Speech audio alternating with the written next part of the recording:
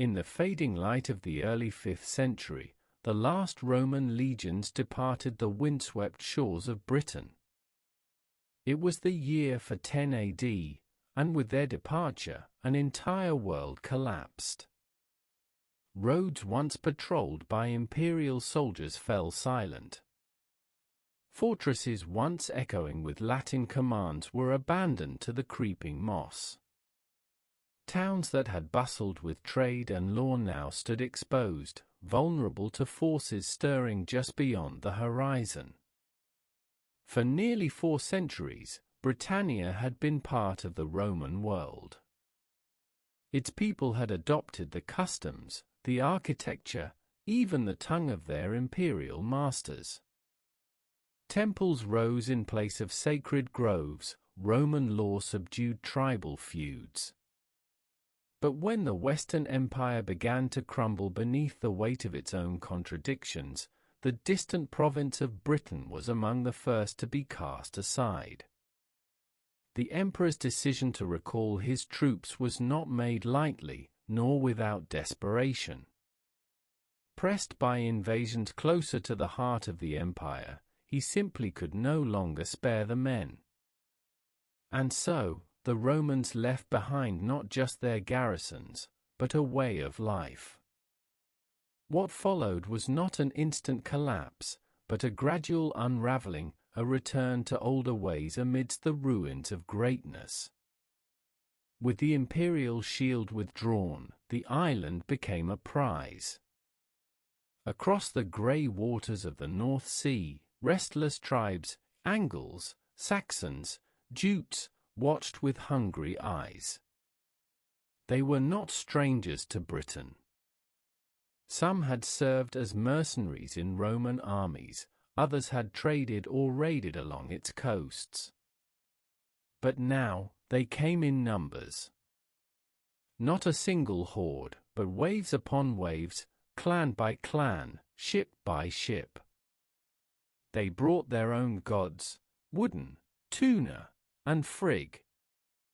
Their own laws, carved in runes or passed by word of mouth. Their own idea of what it meant to be a king, not a distant ruler clad in purple robes, but a war leader who bled beside his men, who shared his plunder, who ruled by strength and gift-giving. And those who remained, the Romano-British, were left to choose.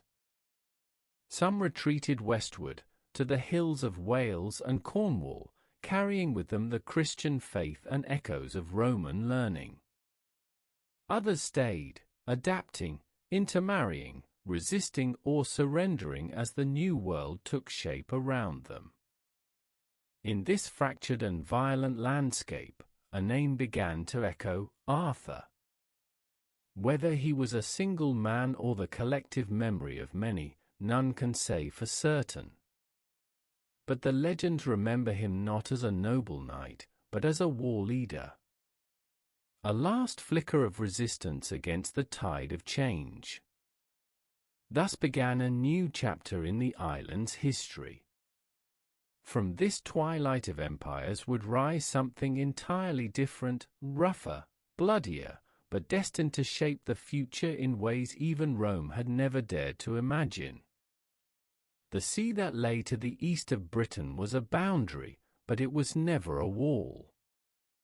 It carried not only traders and raiders, but whole peoples. They came aboard long ships, narrow, carved, and swift, drawn toward the fertile lands and fractured kingdoms left in the wake of Rome's fall. These were the Angles, the Saxons, the Jutes, and the Frisians. They came not as a single invading army, but as many bands of settlers and war leaders, each seeking their own portion of the land. Some were invited, hired as mercenaries by desperate British lords to defend against other tribes. But they soon saw that their employers were weak, and the rewards of conquest greater than the wages of service. They took what they could not be given. Settlements along the eastern coast became footholds. From Kent to East Anglia, from the Thames estuary to the Humber, their numbers grew. The land itself seemed to change. Latin fell silent, replaced by the guttural tones of Old English. Stone villas crumbled, and in their place rose wooden halls, smoke-blackened and adorned with animal carvings. In these new halls, warriors pledged themselves to lords in a bond forged not by law but by loyalty. The lord gave gifts, gold, weapons, mead, and in return the warrior gave his sword. This was the bedrock of early English kingship, a personal, intimate, and often brutal relationship between leader and led. The old Roman towns, once proud centers of administration and commerce, were abandoned or transformed. London was nearly deserted. Instead, power gathered around royal enclosures and meeting places in the countryside. Kings were crowned not in cathedrals, but on hilltops, beneath the open sky, in view of their people and their gods. And what of those gods? They were neither distant nor perfect. Woden, the wanderer who gave up his eye for wisdom. Tuna, the thunderer. Tai, the one-handed god of justice and war. These deities walked alongside their people, sharing in their struggles, their victories, and their doom. Their names still echo faintly in our week: Tuesday, Wednesday, Thursday, Friday. Yet amid this world of feasting, raiding, and storytelling, something new was stirring. From the north and west, from isolated monasteries in Ireland and Iona, a different voice was preparing to speak. One that preached peace rather than plunder.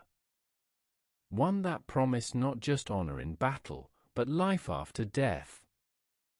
A voice that would, in time, reshape even the hearts of the fiercest warriors. But that change had not yet come. For now, the land belonged to the sword, and the song of the Scot, who sang of sea crossings, of heroism, and of the bitter joy of a life lived beneath the shadow of fate.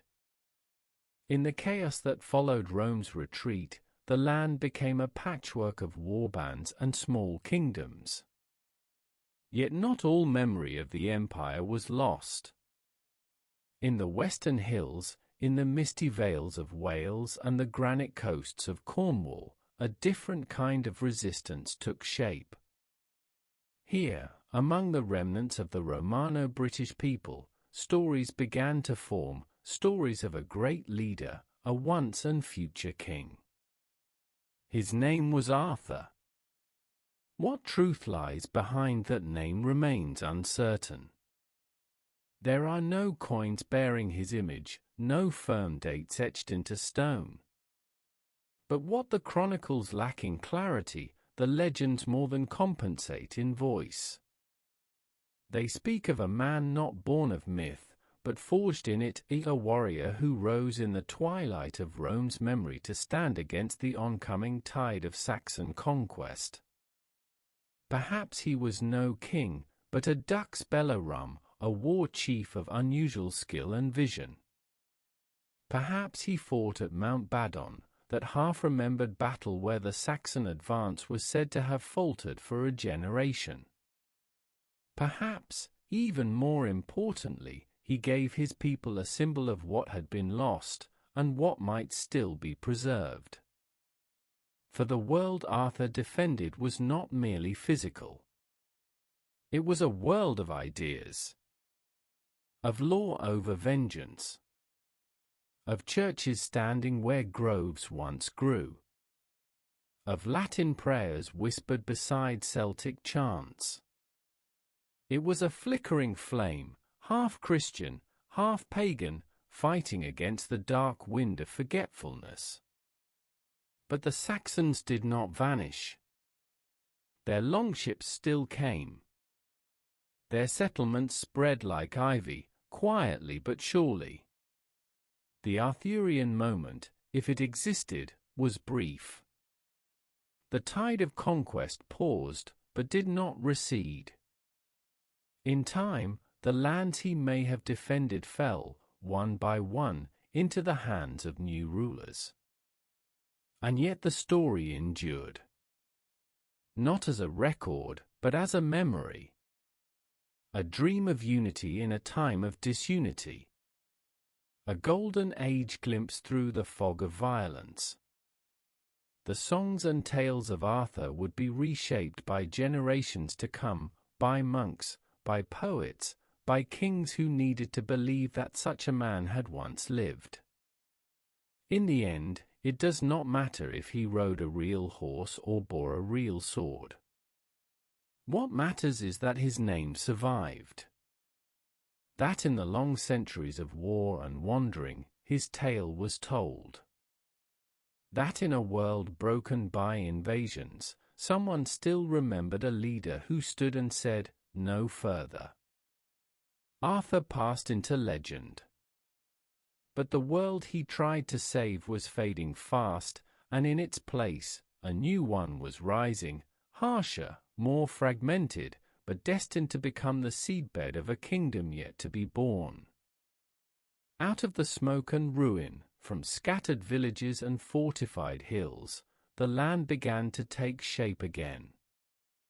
What had once been Roman provinces and tribal territories slowly reformed into something new, kingdoms born not of bureaucracy but of battle. They were not grand at first. There were no palaces, only timber halls. No cities, only fortified enclosures.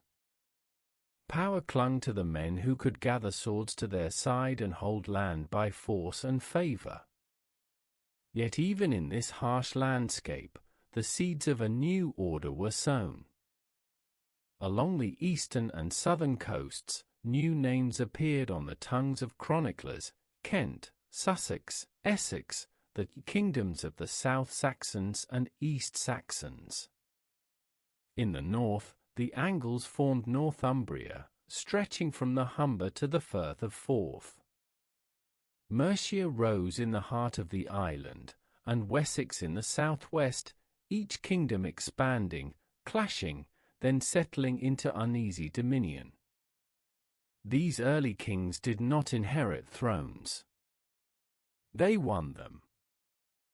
Their right to rule was proven on the battlefield and confirmed in the mead hall, where warriors drank from horn cups and swore loyalty not to a crown, but to a man.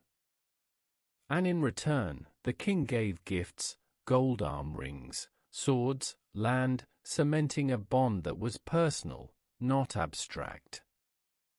The language they spoke was Old English, rough-hewn and rich in rhythm. In their halls, poets, called scops, recited long verses of glory and doom.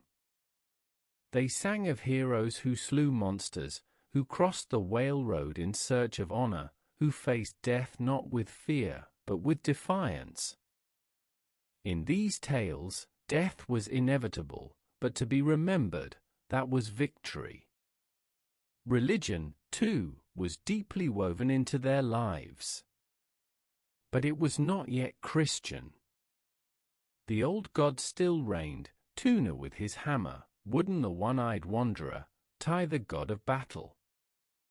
They were gods of fate, not forgiveness, beings who, like men, struggled against doom.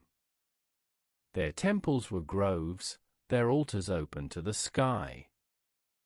There was no promise of eternal paradise, only the chance to live on in story.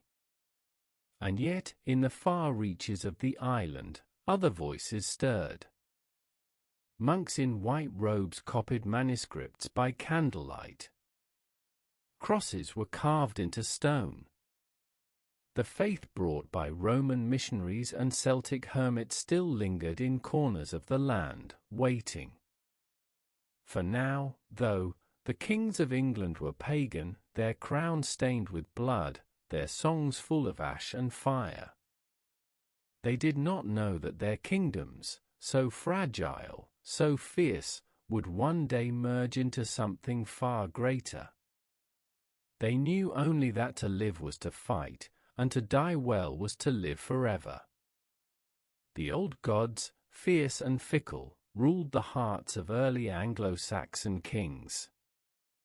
But across the sea, beyond the mountains of Wales and the Isles of Iona and Lindisfarne, a different flame had been kept alive, a quiet, steady flame of Christian faith.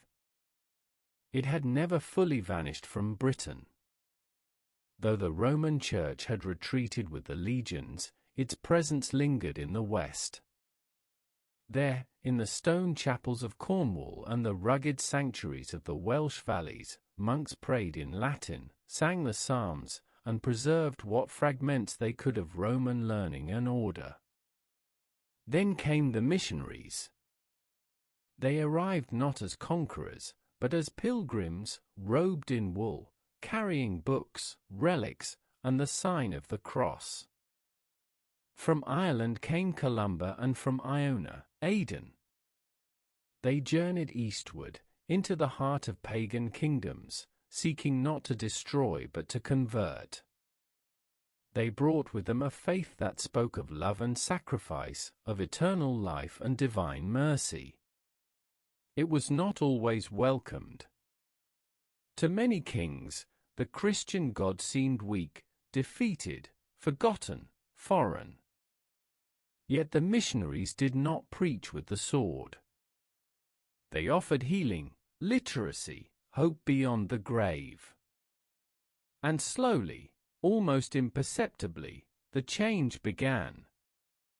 One of the first to be touched by this new faith was King Edwin of Northumbria.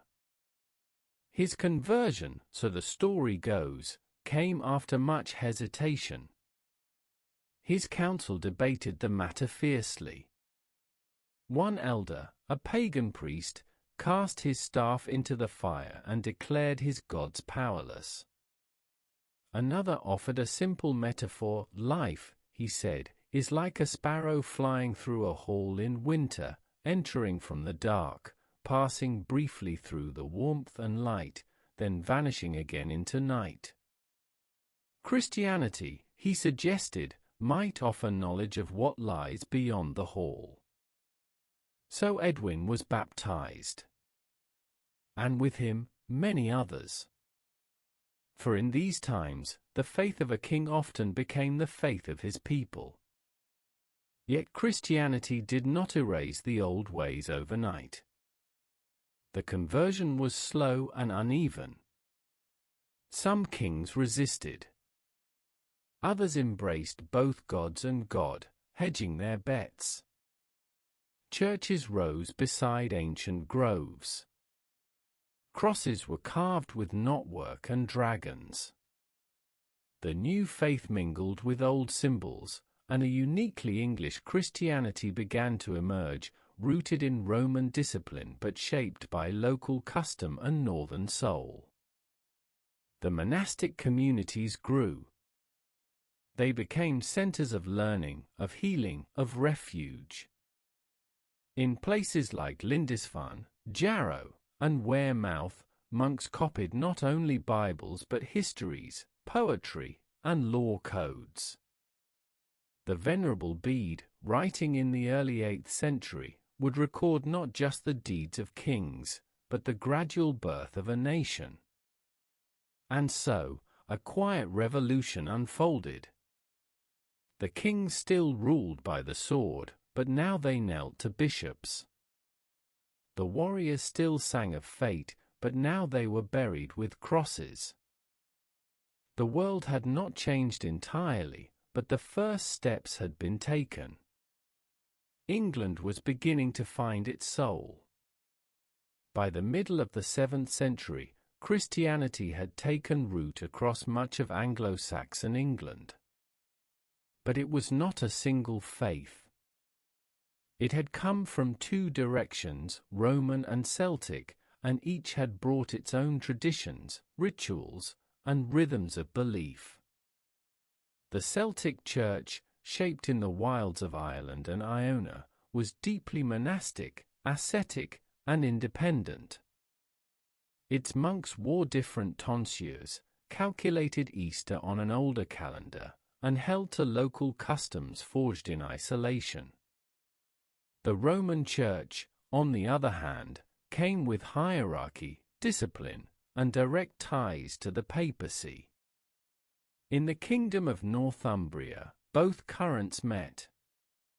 King Oswiu, a fierce and devout Christian ruler, faced a decision that went beyond theology. His court was divided, his queen favored Roman customs, while his son's tutor followed the Celtic way.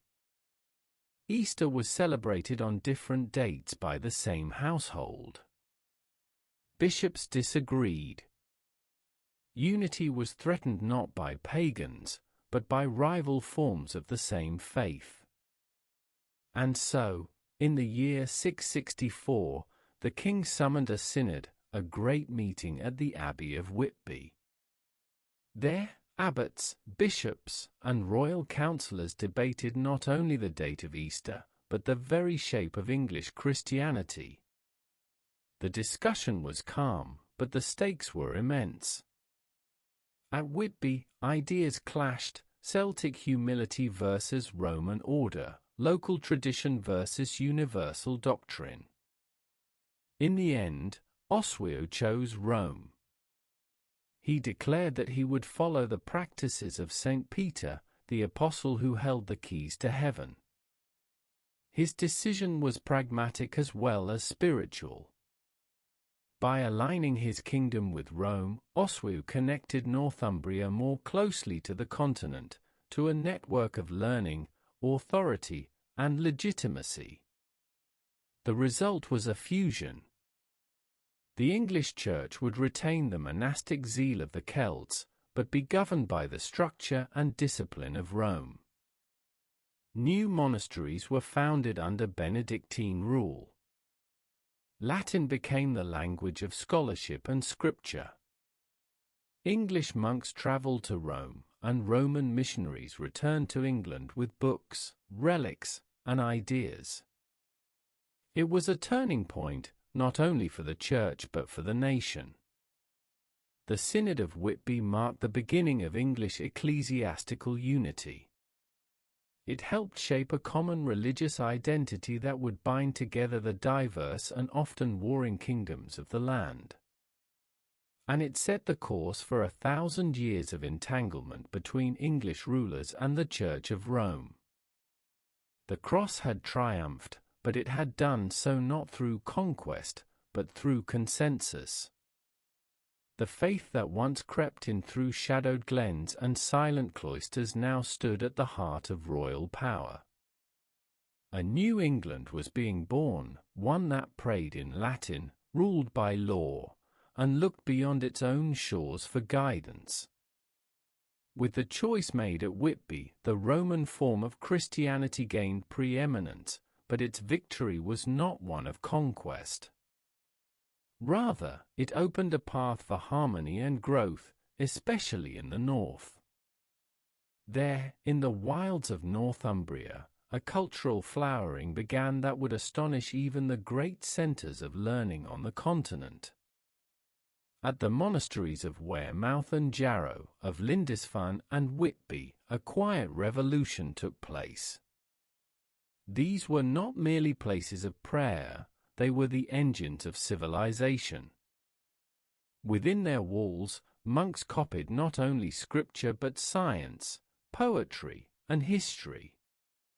In dimly lit scriptoria, pen scratched across parchment with steady purpose, preserving the knowledge of antiquity and spreading the seeds of a new intellectual age.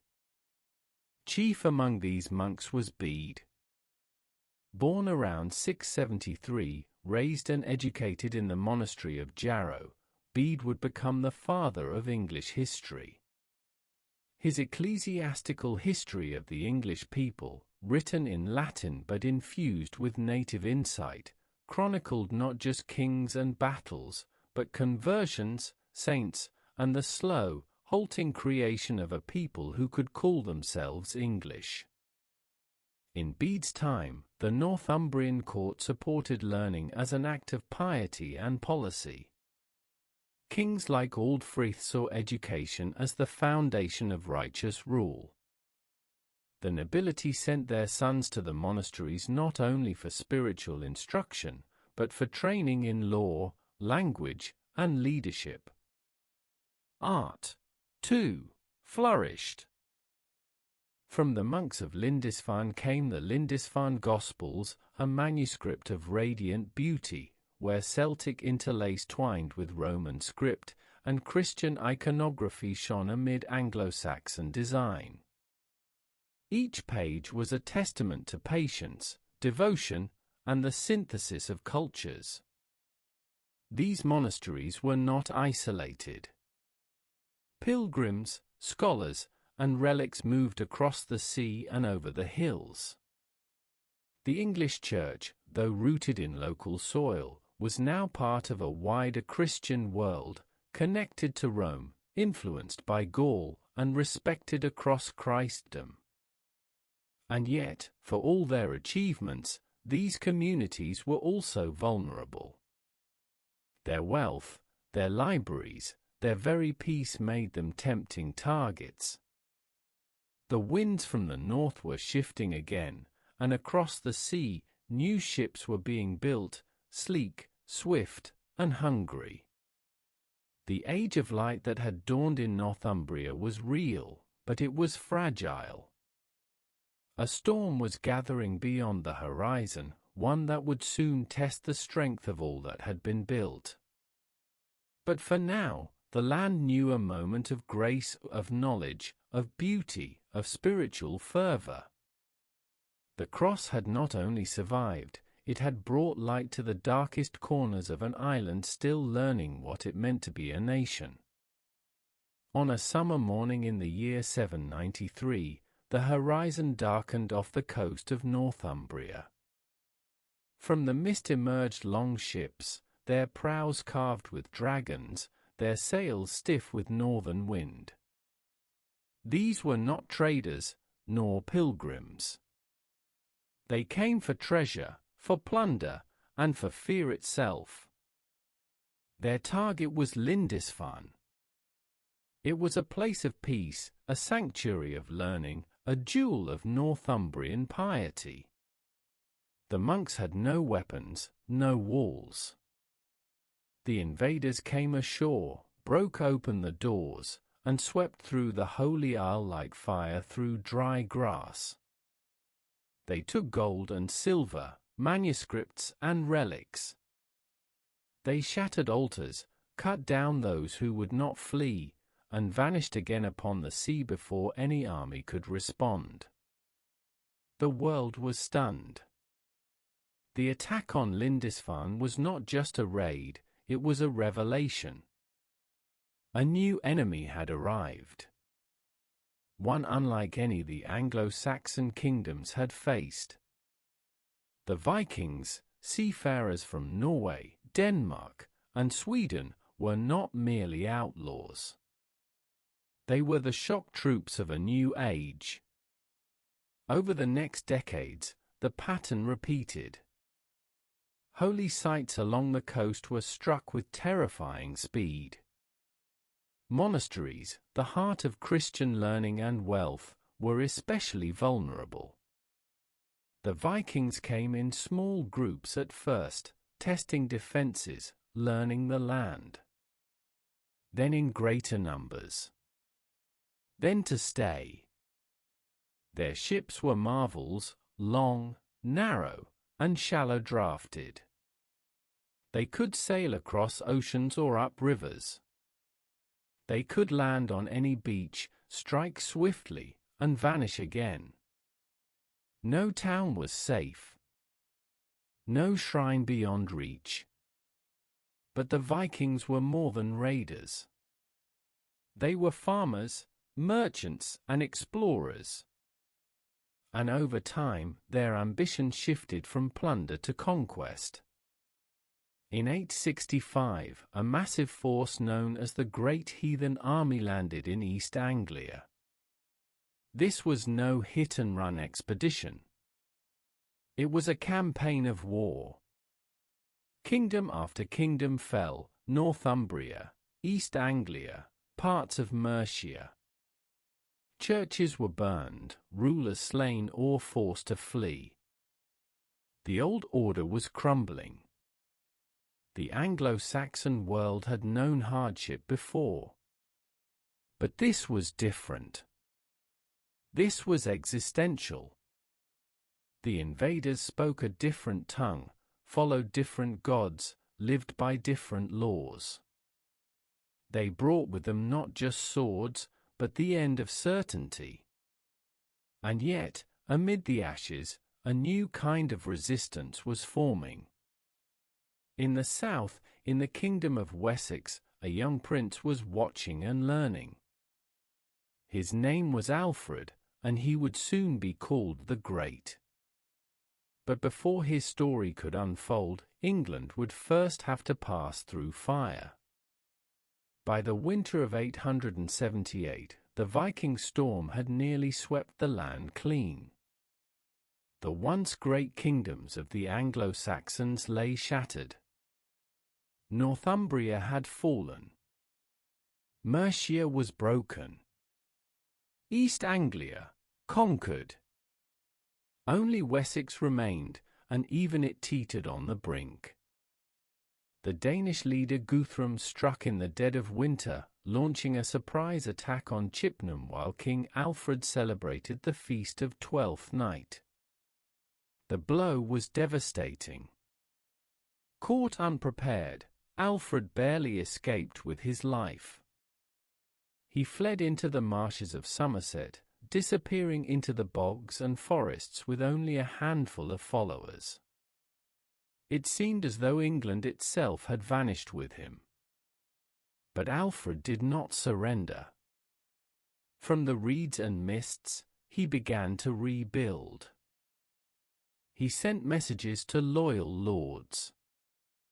He lit beacons atop the hills. Word spread, the king lives. And from farmsteads, villages, and monasteries, men came to join him. Not because they were commanded, but because they believed. That spring, the tide turned. At a place called Edington, Alfred met Guthrum's army in open battle.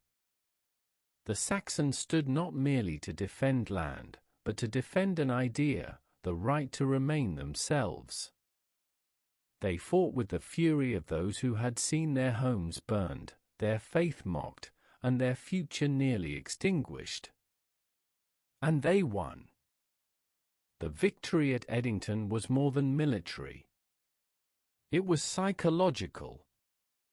Guthrum, defeated, agreed to be baptized. Alfred himself stood as his godfather. It was a moment both symbolic and shrewd. For Alfred understood that peace would not come through slaughter, but through integration. A treaty followed, the Danelaw was born. The island was divided, Wessex and its allies in the south and west, the Danes in the north and east. It was not unity, but it was survival. Alfred used this moment of calm not to rest, but to rebuild. He strengthened fortifications, created a network of fortified towns, burhs, that could resist sudden raids. He reformed the military, ensuring that some men fought while others worked the land, preventing famine. He rebuilt the monasteries, invited scholars, and personally translated works from Latin into English. He revived education, law, and Christian piety. He began the Anglo-Saxon Chronicle, a record of events written in the common tongue, so the people might know who they were, and what they had endured. In Alfred, England found not just a general, but a visionary. He had taken a broken kingdom, hiding in swamps, and given it purpose. He had faced the end of the world, and kindled in its place the beginnings of a nation. His story was not one of empire, but of endurance. Not conquest, but conscience. He laid the foundation. Others would build upon it. After Edington, the land did not fall silent, but it did begin to breathe. The fires of war cooled, and into that stillness, the vision of Alfred grew roots. What he began, his children and grandchildren would carry forward, transforming Wessex from a refuge into the heart of a rising kingdom. His son, Edward the Elder, continued the work with quiet determination. The burhs, those fortified settlements Alfred had scattered across the realm, became more than military outposts. They grew into towns, markets, centers of justice and administration. With their stout walls and orderly streets, they offered not just safety, but stability. Edward expanded their reach northward, reclaiming Mercian lands from Danish control. He fought, but he also settled. In doing so, he did not destroy the Danelaw, but absorbed it, offering peace to those who would accept English rule and Christian faith. His sister Ethelflaed, the Lady of the Mercians, was no less formidable. Widowed young, she ruled Mercia as its own sovereign, leading armies, building burhs, negotiating alliances. Her campaigns pushed deep into Viking territory, and her leadership earned her the love of her people and the respect of her foes. Together, Edward and Ethelflaed pressed the frontier north and east. The line between Dane and Saxon blurred. Laws were codified. Churches restored. The memory of Alfred lived not only in parchment but in practice. Then came Athelstan, Edward's son, grandson of Alfred. In 937, he faced a mighty alliance of Scots, Vikings, and Welsh at the Battle of Brunanburh. The slaughter was terrible. Yet the victory was decisive. The chroniclers wrote of it with awe, calling it the greatest battle ever fought on English soil. For the first time, one man could truly call himself King of the English. But Athelstan's rule was not only forged in war. He promoted learning, reformed coinage, and convened councils where laws were debated in both Latin and the vernacular. His court became a beacon, drawing scholars and poets from across Europe. Kings from abroad sought his friendship. He sent gifts, negotiated marriages, and styled himself not just a ruler of men, but of order, justice, and God's grace. The House of Wessex had done more than survive. It had grown into something new, a kingdom not of one tribe, but of many. A land where Saxon and Dane, noble and monk, king and commoner began, however slowly, to think of themselves not as separate peoples, but as English. It had taken generations. It had required sword and sermon, treaty and tenacity. But by the middle of the 10th century, the dream that had flickered in Alfred's exile had become a living reality. England, once fractured, now stood as one. With Athelstan's triumph at Brunanburh, the kingdom stood at last united, from the southern downs of Wessex to the northern moors of Northumbria. But unity did not mean stillness. The realm that emerged from centuries of war was restless with energy, creative, spiritual, and political. The 10th century brought a flowering of English culture. Churches once shattered by Viking axes were rebuilt in stone, larger and more ambitious than before. Monasteries, long ravaged, sprang back to life under royal protection. They became not only centres of prayer but engines of revival. At Glastonbury, Abbot Dunstan began reforms that would spread across the land. He demanded discipline from monks, restored the rule of Saint Benedict, and fostered both music and metalwork. Under his guidance and that of other reformers, the Church regained its vigour and moral authority. Kings leaned upon it, and in return, bishops advised crowns and blessed coronations. Manuscript art reached new heights. The Benedictional of St. Ethelwold, with its luminous colours and intricate script, rivaled the masterpieces of Carolingian Europe. English scribes copied texts with precision and reverence, blending continental influences with native flair. Architecture changed, too. The old timber churches gave way to stone. Rounded arches and carved capitals marked a shift toward permanence and power. Cathedrals rose like mountains from the plains, signaling not only piety, but the reach of centralized rule. Even the law matured. Kings issued codes that reached into every corner of the kingdom. Justice was no longer simply the will of the local lord, it flowed from the king, grounded in tradition and scripture. Shire courts, presided over by royal reeves and bishops, heard disputes, settled land claims, and maintained the peace. The English language, though still young, began to find its written voice. Old English poetry blended pagan heritage with Christian themes. Poems like The Wanderer and The Seafarer mourned lost glory while hinting at spiritual longing. They revealed a people still caught between two worlds, one of kin loyalty and mead hall honor, the other of cross, conscience, and eternal reward. And trade flourished. Silver coins minted in English towns bore the king's face and Latin inscriptions. Markets thrived from London to York. Ships brought goods from Ireland, Francia, even distant Byzantium. For a moment, it seemed as if a balance had been found between crown and church, war and peace, past and future. But this golden peace, like all things in the age of men, was not to last.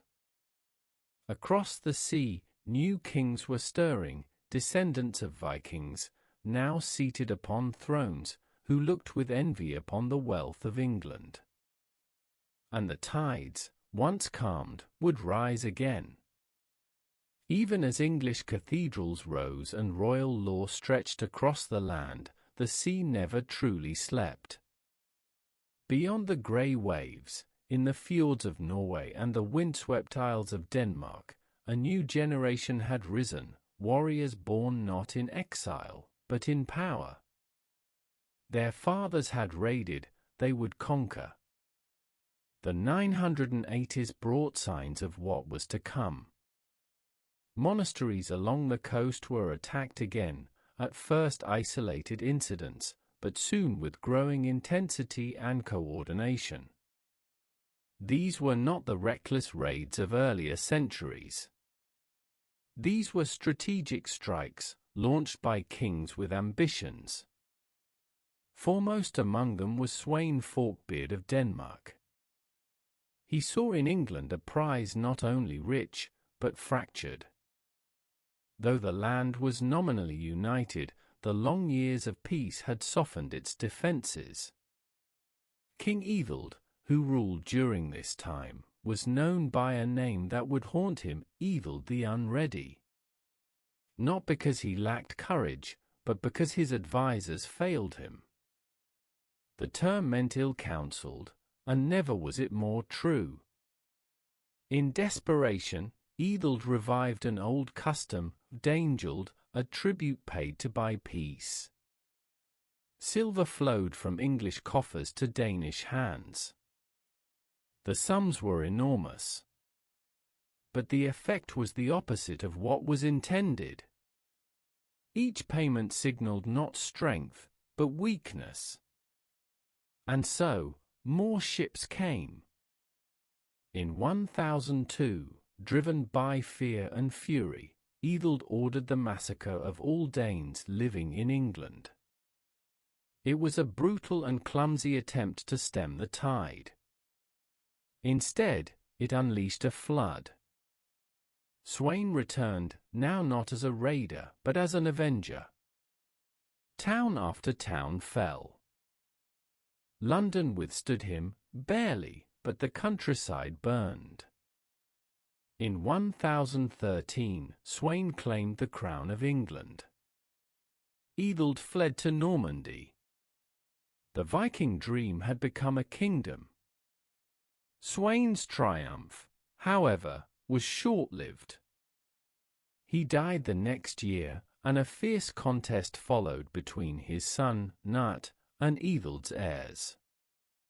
War returned to the land, prolonged, uncertain, bitter. Nut, though a conqueror, proved more than a warrior. When he finally secured the throne in 1016, he governed not as an outsider, but as a Christian king. He kept English laws, retained English bishops, and married Emma of Normandy, Ethelred's widow, binding past and present. Under Nut, England became the heart of a northern empire stretching from Denmark to Norway. The Danes had returned, but this time not as destroyers. They sat upon the throne. Yet beneath the calm surface, tensions lingered. Nut's rule depended not on deep roots, but on his personal authority. When he died, the question loomed, could the kingdom he held together with sword and silver survive without him? The answer would bring England to the edge of chaos once again. When Nut the Great died in 1035, his empire fractured. His sons were young, the nobles divided. Across the Channel in Normandy, a quiet figure waited, an exile born of the old royal house, raised in a foreign court, shaped by both Saxon blood and Norman manners. His name was Edward, son of Ethelred and Emma. History would remember him as Edward the Confessor. In 1042, after a turbulent interregnum, Edward was invited to reclaim his father's throne. It was, in a sense, a restoration, a return of the House of Wessex. Yet the England Edward inherited was not the same land Alfred or Athelstan had ruled. It was richer, more powerful, but also more entangled, politically, spiritually, and culturally, with the wider world. Edward was a devout man, more monk than monarch. He fasted, prayed, and avoided conflict when he could. He had little taste for war, less for intrigue. His piety earned him reverence, but it left others to govern in his stead, chief among them, Earl Godwin of Wessex and his formidable family. Godwin was no king, but in many ways he ruled like one. He controlled vast lands, commanded loyalty from lesser nobles, and married his daughter, Edith, to Edward himself. Their marriage, however, produced no heirs, a silence that would prove fateful. Edward, though childless, was not without vision. He began the construction of Westminster Abbey, a towering symbol of royal sanctity and divine favor. He maintained peace, fostered justice, and governed with a gentler hand than many before him. Under his rule, the kingdom prospered outwardly. But beneath the surface, currents shifted. The influence of Normandy, Edward's childhood home, crept into court. Norman clerics gained power, Norman knights found favour. English lords grew uneasy, suspicious. The old alliance that had brought Edward to the throne began to fray. And always, the question loomed, who would succeed him? There were no sons. The strongest claim by blood lay with a young prince named Edgar, known as the Aetheling, a descendant of Alfred's line, but still a child. Powerful men looked to their own ambitions. Harold Godwin's son of Earl Godwin, had strength, support, and skill. Across the sea, Duke William of Normandy claimed Edward had once promised him the crown. And so, as Edward's health failed in the first days of 1066, the kingdom held its breath.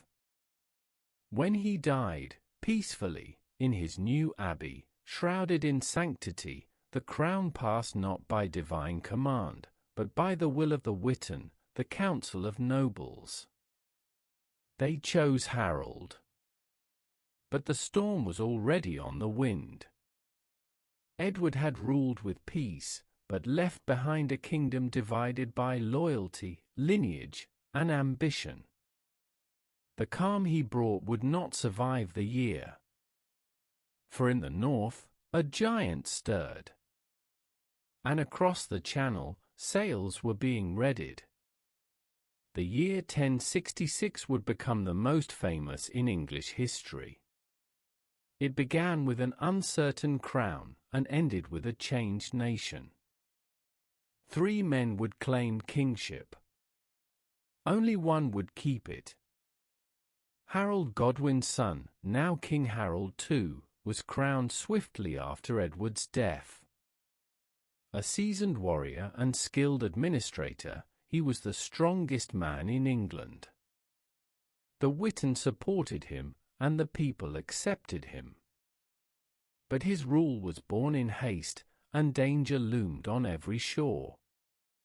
To the north, Harald Hardrada, King of Norway, prepared his fleet. A veteran of many wars, Hardrada was no stranger to conquest. He claimed the English throne through old dynastic ties and promises made during earlier disputes. He allied himself with Tostig, Harold's estranged brother, who nursed a bitter grudge. To the south, Duke William of Normandy waited, claiming that Edward had once promised him the throne, and that Harold had sworn, under oath, to support him. In late September, Hardrada struck first. With a fleet of perhaps 300 ships, he landed in Yorkshire and crushed the local forces at Fulford. York submitted. The north, vulnerable and unprepared, seemed lost. But Harold moved with astonishing speed. Marching his army from the south, he arrived at Stamford Bridge within days, catching the Norwegians off guard. The battle was fierce. Hardrada, giant of a man, fell by an arrow through the throat. Tostig died beside him. The Viking army was annihilated, only a handful of ships were needed to carry the survivors home. It was a stunning victory, but it came at a terrible cost. Harold's army was exhausted. His men wounded, his forces scattered. And even as the dead were buried, word came that William had landed at Pevensey, on the Sussex coast. Harold turned south again, marching his weary troops toward their final trial. On October 14th, at a place called Senlac Hill near Hastings, the two armies met. Harold's men formed a shield wall atop the ridge, axe-wielding, disciplined, resolute. William's army, a mixture of Normans, Bretons, and French, brought cavalry, archers, and tactics unknown in English warfare. The battle raged for hours. Wave after wave of Norman cavalry charged the English line, only to be repelled. Arrows darkened the sky. Feigned retreats drew some Saxons from their positions. Bit by bit, the shield wall weakened. Then came the fatal moment. Harold, fighting beneath his banner, was struck, perhaps by an arrow to the eye, perhaps by a sword. With his death, the line broke. The Normans surged forward. The field was littered with the bodies of England's nobility. A dynasty had ended in the blooded mud of Sussex. William, Duke of Normandy, now claimed the throne by right of conquest. But the battle had only begun. He wore the crown, but he had yet to rule the kingdom. The old England, the England of Alfred, of Æthelstan, of Edward the Confessor, was gone. And in its place, a new order was rising, forged in fire and steel. On Christmas Day, 1066, as snow fell gently upon the battered city of London, William of Normandy was crowned King of England. The ceremony, held in Edward's own Westminster Abbey, was meant to unite two traditions, Norman authority and English sanctity. But even as the prayers were chanted and the crown placed upon his head, the sound of rioting echoed beyond the abbey walls. The streets ran tense with fear. For William's victory at Hastings had not brought peace, only submission. England had accepted a king. It had not yet accepted Norman rule. William understood power. He had spent his youth in treacherous courts, his manhood on the battlefield. But conquest alone could not bind a kingdom. What lay before him was no mere coronation, it was a campaign of transformation. He moved quickly, marching through the south with ruthless precision. Towns that resisted were burned. Castles were raised at strategic points, stone and timber symbols of domination. London, sensing the winds, submitted. But rebellion soon flared. In the west, the north, and the fens of Ely, English lords and common folk alike rose in defiance. They rallied around Edgar the Aetheling, last descendant of Alfred's line, or sought alliances with Danes, Scots, and even the Welsh. William responded with cold fury. The most infamous act came in the winter of 1069–70.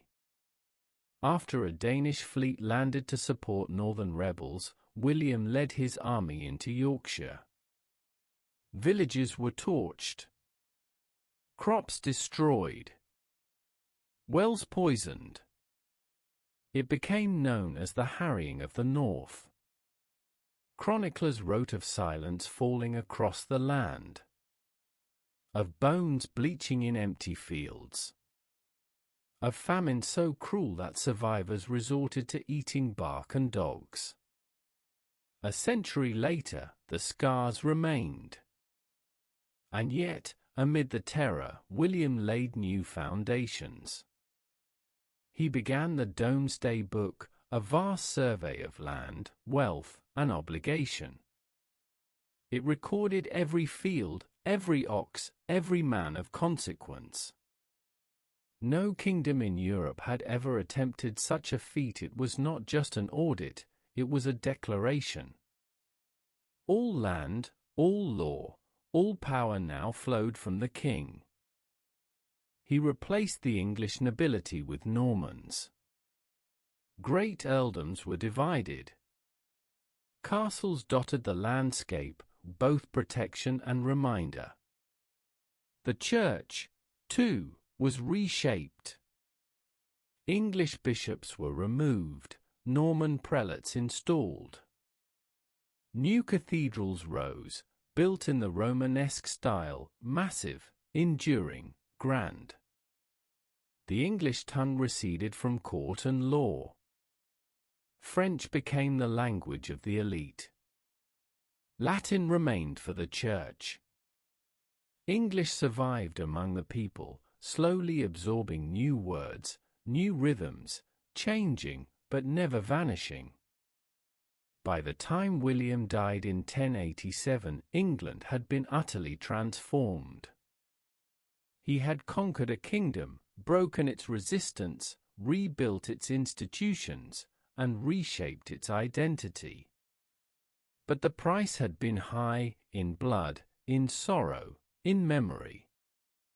The age of the Anglo-Saxons had ended. The age of the Normans had begun. In the decades that followed Hastings, the English landscape was remade in stone and authority. The Normans were not content with mere conquest, they sought permanence. And so, they built. The first castles had been hastily erected, wooden Motte and Bailey structures perched on earthen mounds, surrounded by ditches and palisades. They were military outposts, signals of power. But soon, timber gave way to stone. Towering keeps rose, at Rochester, at Norwich, and most famously, the White Tower of London.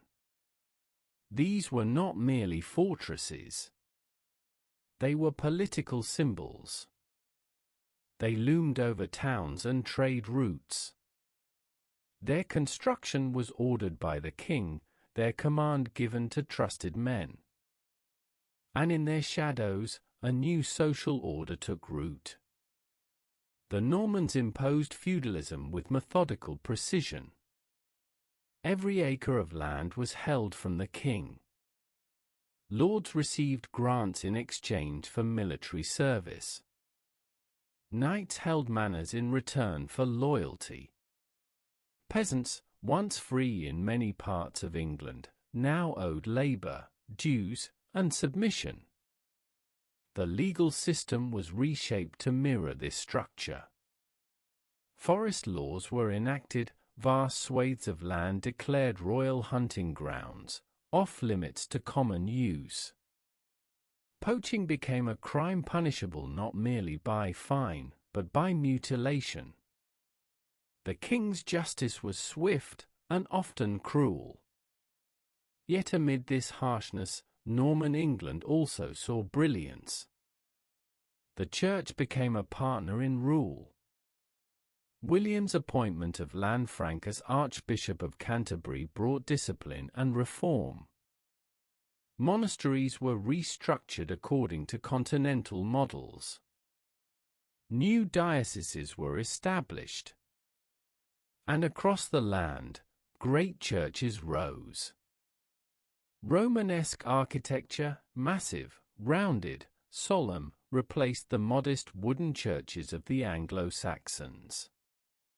Durham Cathedral, begun in 1093, embodied this new vision, with soaring stone vaults, intricate carvings, and a sense of divine authority made manifest in masonry. Language changed, too. English, Latin, and Norman French coexisted uneasily. The court spoke French. The clergy wrote in Latin. The people spoke English, but it was evolving. From this blend, a new language would one day emerge. And yet, under the surface, old tensions remained. The Norman barons, powerful and proud, often clashed with each other and with the king. The peasants, though largely silent, remembered the time before. And the church, though loyal, guarded its independence jealously. What William had built was strong, but not invulnerable. When he died in 1087, his empire was divided. Normandy went to his eldest son, Robert, England to his second, William Rufus.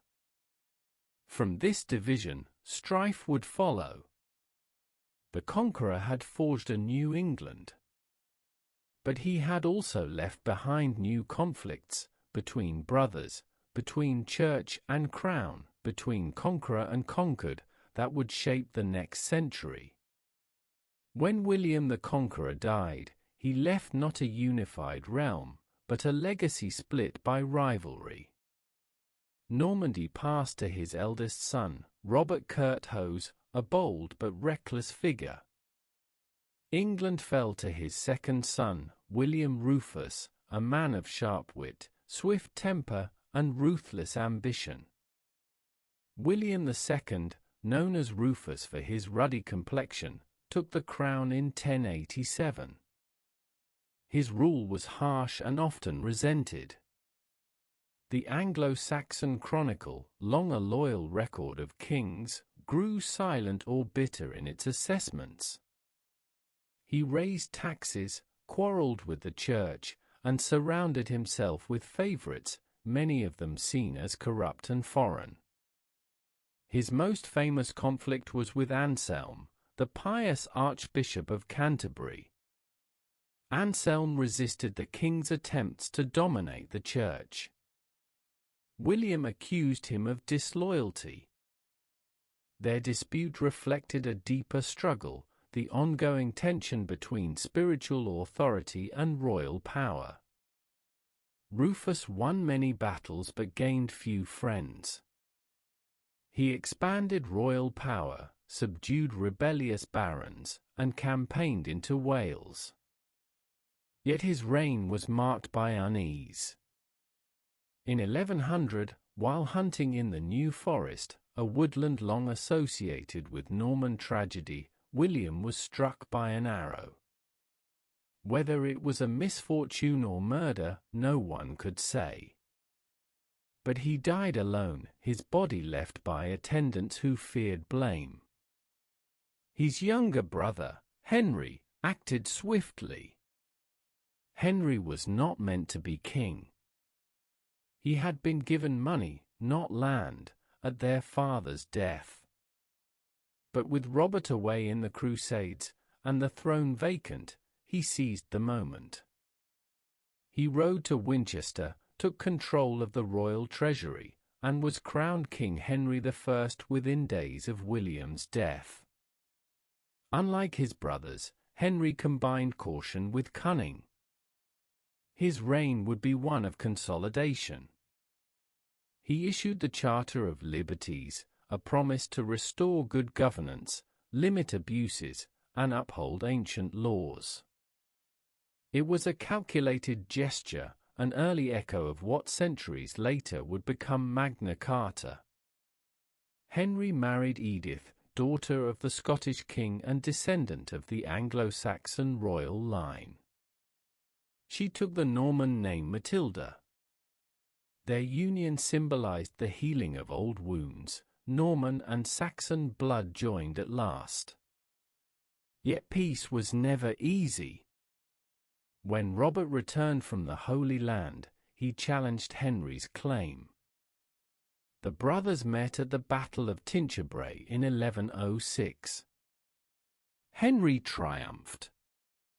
Robert was captured and spent the rest of his life in prison. With Normandy now under English control, Henry ruled a vast domain. He strengthened royal justice, expanded bureaucracy, and fostered learning. But his personal life was marred by tragedy. His only legitimate son, William Adelin, drowned in the White Ship disaster of 1120, an event that shook the realm. With his heir gone, Henry named his daughter, Matilda, as successor. But many nobles balked at the idea of a female ruler. When Henry died in 1135, England once again teetered on the edge. He had brought order, but not certainty. The storm that followed would tear the kingdom apart. With Henry I's death in 1135, England plunged into crisis. His daughter, Matilda, trained, titled, and declared his heir, was poised to take the throne. But many lords, wary of a woman's rule and of her Norman husband, Geoffrey of Anjou, hesitated. Into that vacuum stepped Stephen of Blois, Henry's nephew. He was charming, generous, and well-liked. And he moved fast. Stephen crossed the Channel, secured the treasury at Winchester, and was crowned king before Matilda could react. His seizure of power was swift, but not secure. Matilda did not yield. In 1139, she landed in England with her half-brother Robert of Gloucester and began a campaign to reclaim her crown. Thus began the period known simply as the Anarchy, a long and bitter civil war, fought not just for a crown, but for the soul of the realm. The chronicles speak darkly of these years. "Christ and his saints slept," wrote one monk, describing a kingdom where law collapsed, castles multiplied, and peasants suffered endlessly. Barons built fortresses without royal consent. Robbers posed as lords. Villages burned. Starvation followed in the wake of plunder. The conflict ebbed and flowed, sometimes focused on pitched battles, more often a grinding war of sieges and shifting loyalties. In 1141, Matilda's forces captured Stephen at the Battle of Lincoln. For a brief moment, it seemed the tide had turned. Matilda entered London, but was driven out before her coronation. Her rule, like Stephen's, remained incomplete. Stephen was eventually released in a prisoner exchange. The war dragged on. Neither side could win outright. The barons, weary of chaos, began to seek peace. In 1148, Matilda withdrew to Normandy, leaving the claim to her son, Henry, young, bold, and ambitious. In 1153, after years of devastation, Henry landed in England. Though still in his early 20s, he had already proven himself on the battlefield and in diplomacy. His presence alone was enough to shift the balance. Stephen, aging and grief-stricken after the death of his son Eustace, agreed to a compromise. The Treaty of Winchester, signed that year, ended the war. Stephen would remain king, but upon his death, the crown would pass to Henry. And so, after nearly 2 decades of blood and ruin, the storm subsided. Stephen died the next year. Henry ascended the throne as Henry II, inheriting not only England, but vast lands in France from his mother and father. The anarchy had nearly torn the kingdom apart. Now, a new age was dawning, one of reform, ambition, and conflict on a grander scale. Henry II came to the throne in 1154 with energy that seemed to pour from his very blood. He was young, strong, and relentless, a man who rode faster, judged quicker, and argued harder than any king before him. His realm, vast and complex, stretched from the borders of Scotland to the Pyrenees. This was the Angevin Empire. Through his mother, Matilda, he held the English crown and Normandy. From his father, Geoffrey, he inherited Anjou and Maine. By marriage to Eleanor of Aquitaine, a brilliant and formidable woman, once Queen of France, he gained control of one of the richest provinces in Europe. His authority extended over more land in France than the King of France himself. But empire brought not ease, only burden. Henry's first task was to restore royal authority after the chaos of Stephen's reign. He demolished illegal castles, reclaimed lost lands, and brought rebellious barons to heel. He revived the machinery of government, the exchequer for managing taxes, royal justices to enforce law, and travelling judges who carried the king's authority across the land.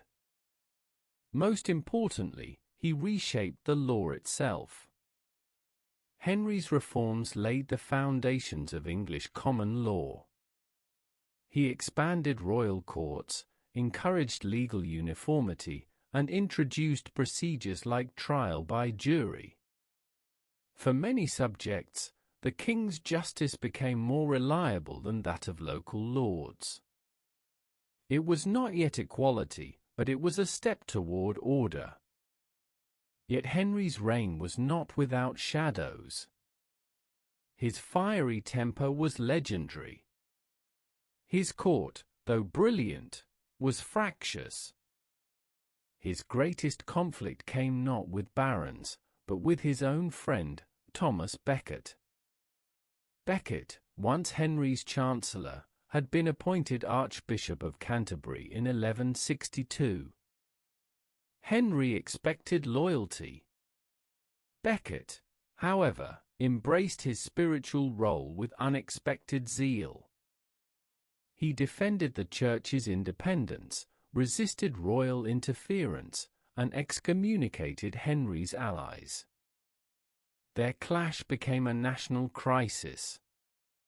In 1170, after years of tension, Henry, perhaps in anger, perhaps in frustration, uttered a fateful cry, "Will no one rid me of this turbulent priest?" For knights heard him. They travelled to Canterbury. And in the cathedral, before the altar, they murdered Becket. The realm was horrified. Becket became a martyr. Miracles were reported at his tomb. Pilgrims flocked to Canterbury.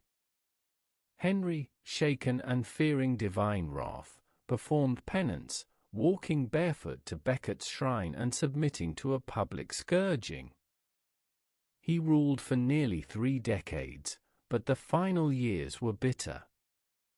His sons rebelled. Eleanor, once his partner, became his prisoner. France pressed against his borders. Trust wore thin. When Henry died in 1189, his body was brought to Fontevraud Abbey, alone, weary, and betrayed. Yet he left behind more than sorrow. He left a kingdom made stronger by law, an empire that reached beyond the Channel, and a legacy that would shape the English crown for centuries. His son would inherit the crown. And his name would echo through legend, Richard the Lionheart. When Henry II died in 1189, the crown passed to his third son, Richard, known even in his lifetime as Coeur de Lion, the Lionheart. He was a warrior above all else, tall, commanding, and fearless in battle. But though he was King of England, his heart lay far from its shores.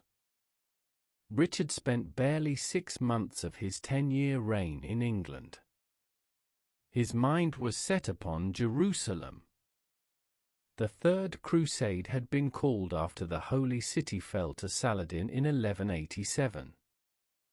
Richard, devout and chivalric, answered the call with fervor. Alongside Philip II of France and the German Emperor, he set sail in 1190 at the head of a vast army. He never saw his coronation feast completed. He was already planning for war. The crusade brought Richard glory. He captured the city of Acre after a brutal siege, defeated Saladin at Arsuf, and led his knights with brilliance and courage. His exploits spread across Europe, and even his enemies respected him. but he never reached Jerusalem. Logistics, politics, and exhaustion made further advance impossible. A truce was signed in 1192. Pilgrims would be allowed into the city, but it would remain under Muslim control. Richard turned homeward. Yet fate delayed him. Shipwrecked and forced to travel in disguise through hostile territory, he was captured by Duke Leopold of Austria, whom he had insulted at Acre, and handed over to the Emperor. The King of England was now a prisoner. England reeled. To secure his release, a colossal ransom was demanded, 150,000 marks, twice the annual income of the crown. It was raised through harsh taxes, church contributions, and the stripping of royal assets. But it was paid. Richard returned in 1194, hailed as a hero. Yet he spent little time governing. His realm had been ably managed in his absence by loyal ministers, notably Hubert Walter. Richard returned to the continent, defending his French lands against King Philip. His final years were spent in siege and skirmish. In 1199, while attacking a rebellious castle in Limousin, Richard was struck by a crossbow bolt. The wound became infected. Days later, he died. He was buried at Fontevraud Abbey, beside his father, the man he had once rebelled against. His heart was buried in ruin, his entrails at the place of his death.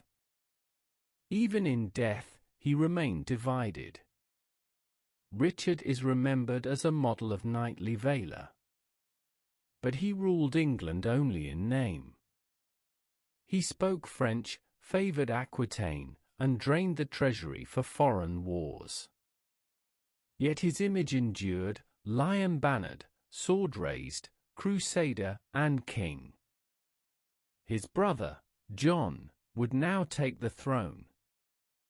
And with him, England would face storms of a very different kind. When Richard the Lionheart died in 1199, the English crown passed to his youngest brother, John.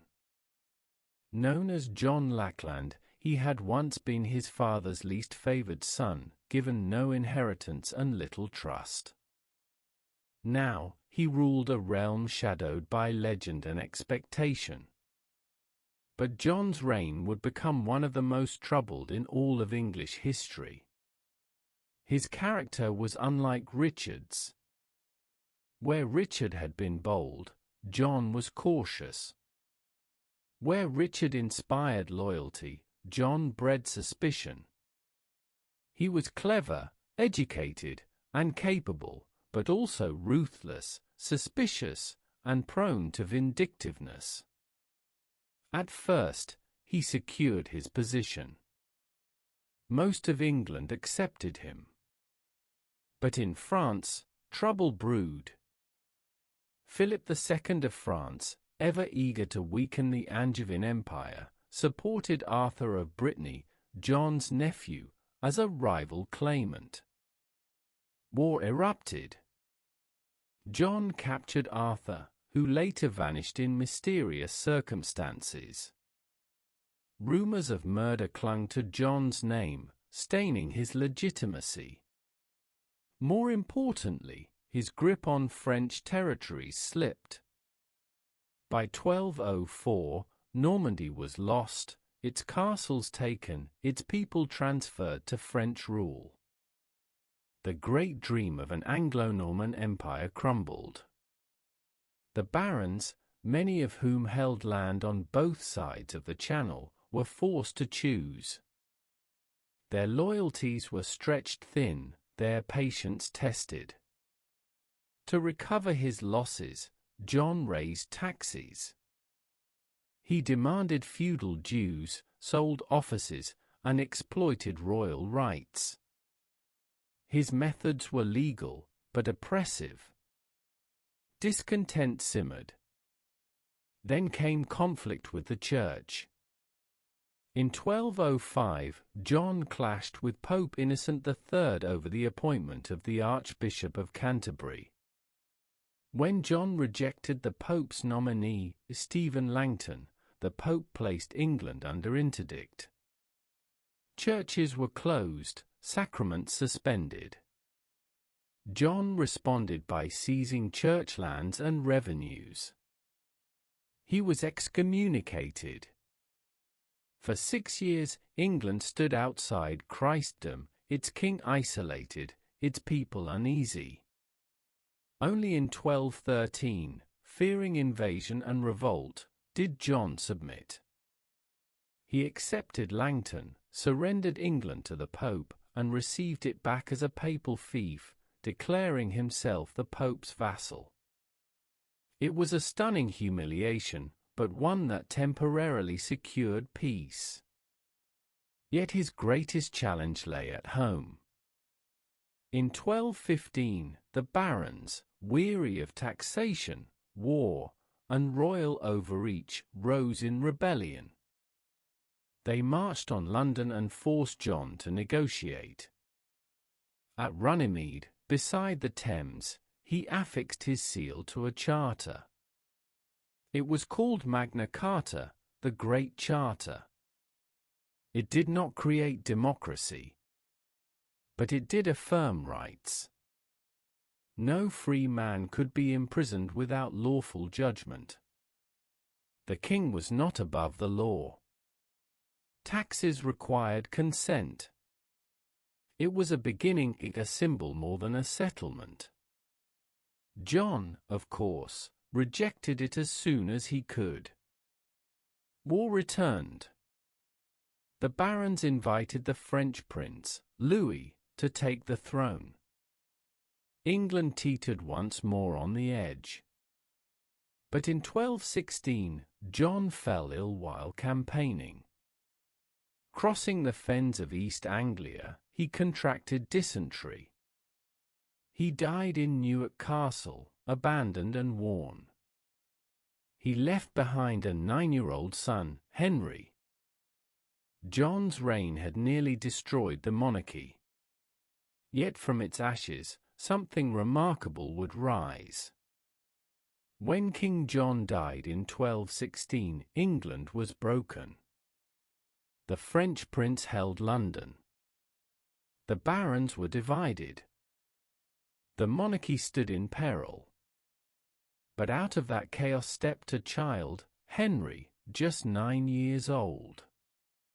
He was crowned in haste at Gloucester with a simple circlet of gold, for the royal crown had been lost in the wash with his father's baggage. The ceremony was brief. The kingdom held its breath. Yet salvation came not from the child himself, but from his regent, William Marshal. Marshal, a seasoned knight and revered figure, rallied the loyalists. He reissued Magna Carta, signaling a return to lawful rule. He defeated the French at Lincoln in 1217, and a fleet at Sandwich. Louis withdrew. The barons made peace. The realm, fragile but healing, accepted Henry. For a time, there was hope. As Henry grew, his reign promised stability. He was pious, generous, and deeply devoted to art and religion. He expanded Westminster Abbey, transforming it into a Gothic masterpiece. He patronized scholars, monks, and architects. But he lacked his father's cunning and his grandfather's command. Henry sought harmony, but often invited conflict. He favored foreign relatives, his Lusignan half-brothers, and lavished them with titles and lands. He married Eleanor of Provence, a cultured but ambitious queen whose court grew bloated with courtiers. English barons grew resentful. finances became a strain. Henry's dreams were grand, but his resources limited. He sought funds for campaigns in Gascony, and even a doomed attempt to claim the Sicilian crown for his son. He taxed the church, borrowed heavily, and alienated many. Frustration turned to anger. In 1258, a group of powerful barons, led by Simon de Montfort, forced Henry to accept reforms, the provisions of Oxford. These established a council to oversee royal appointments, check spending, and consult regularly on the affairs of the realm. It was, in essence, a primitive form of parliamentary rule. But Henry resisted. The following years saw a slow unraveling. Factions formed. Loyalty wavered. War returned. In 1264, Montfort defeated the royal army at the Battle of Lewes. Henry was captured. His son, Prince Edward, imprisoned. For over a year, Montfort ruled in the king's name, but with a vision of shared governance. He called knights and burgesses to a great council, what would later be recognized as the first true parliament. Yet power, once seized, is hard to share. Edward escaped captivity. In 1265, he led a counterattack. Montfort was slain at the Battle of Evesham, his body mutilated on the field. Henry was restored, but scarred. The last years of his reign were quieter. Edward gradually took on more duties. The kingdom calmed. Henry, older and more subdued, turned to his books and churches. When he died in 1272, after 56 years on the throne, he left behind a realm more complex, more divided, but also more resilient than the one he had inherited. The crown now passed to his son, Edward, soon to be known as the Hammer of the Scots. Edward I came to the throne in 1272 while abroad on crusade. He was tall, imposing, and resolute, earning the nickname Longshanks. Unlike his father, Edward was no passive monarch. He brought with him a vision of royal authority rooted in law, but enforced by sword. His reign began with consolidation. He reaffirmed Magna Carta, not as a concession, but as a cornerstone of royal justice. He expanded the court system, improved record-keeping, and summoned Parliament regularly, drawing knights and burgesses alongside nobles and clergy.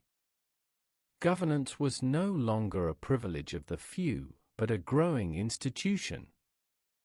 Yet Edward's greatest ambition lay in unifying the British Isles under his crown. First, he turned to Wales. The native princes of Gwynedd had long resisted English domination. But Edward was relentless.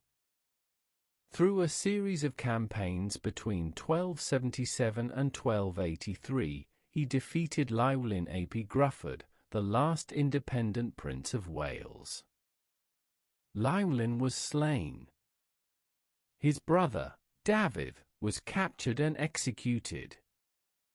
Edward's response was not merely military, it was architectural. He built castles, enormous, concentric fortresses at Carnarvon, Conwy, Harlech, and others.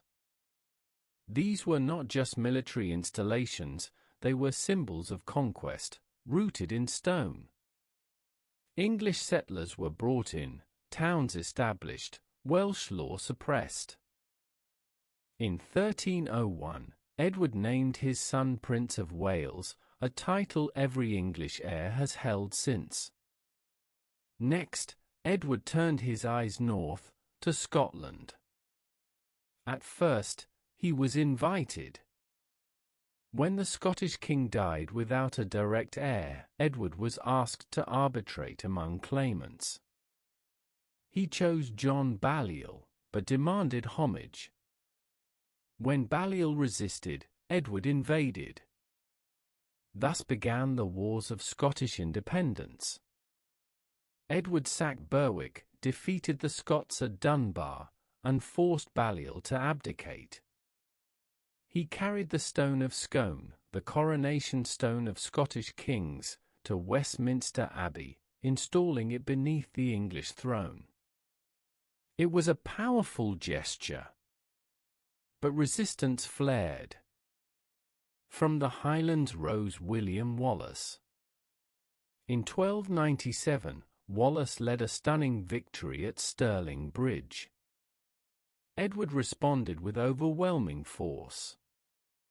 Wallace was eventually captured, tried for treason, and executed, hanged, drawn, and quartered in London.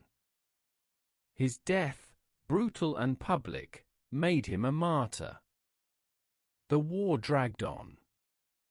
Castles changed hands. Battles swayed.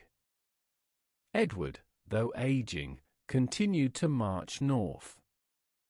He never completed the conquest.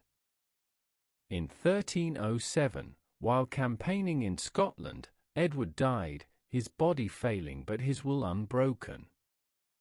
He ordered his bones to be carried into battle, so that even in death, he would strike fear.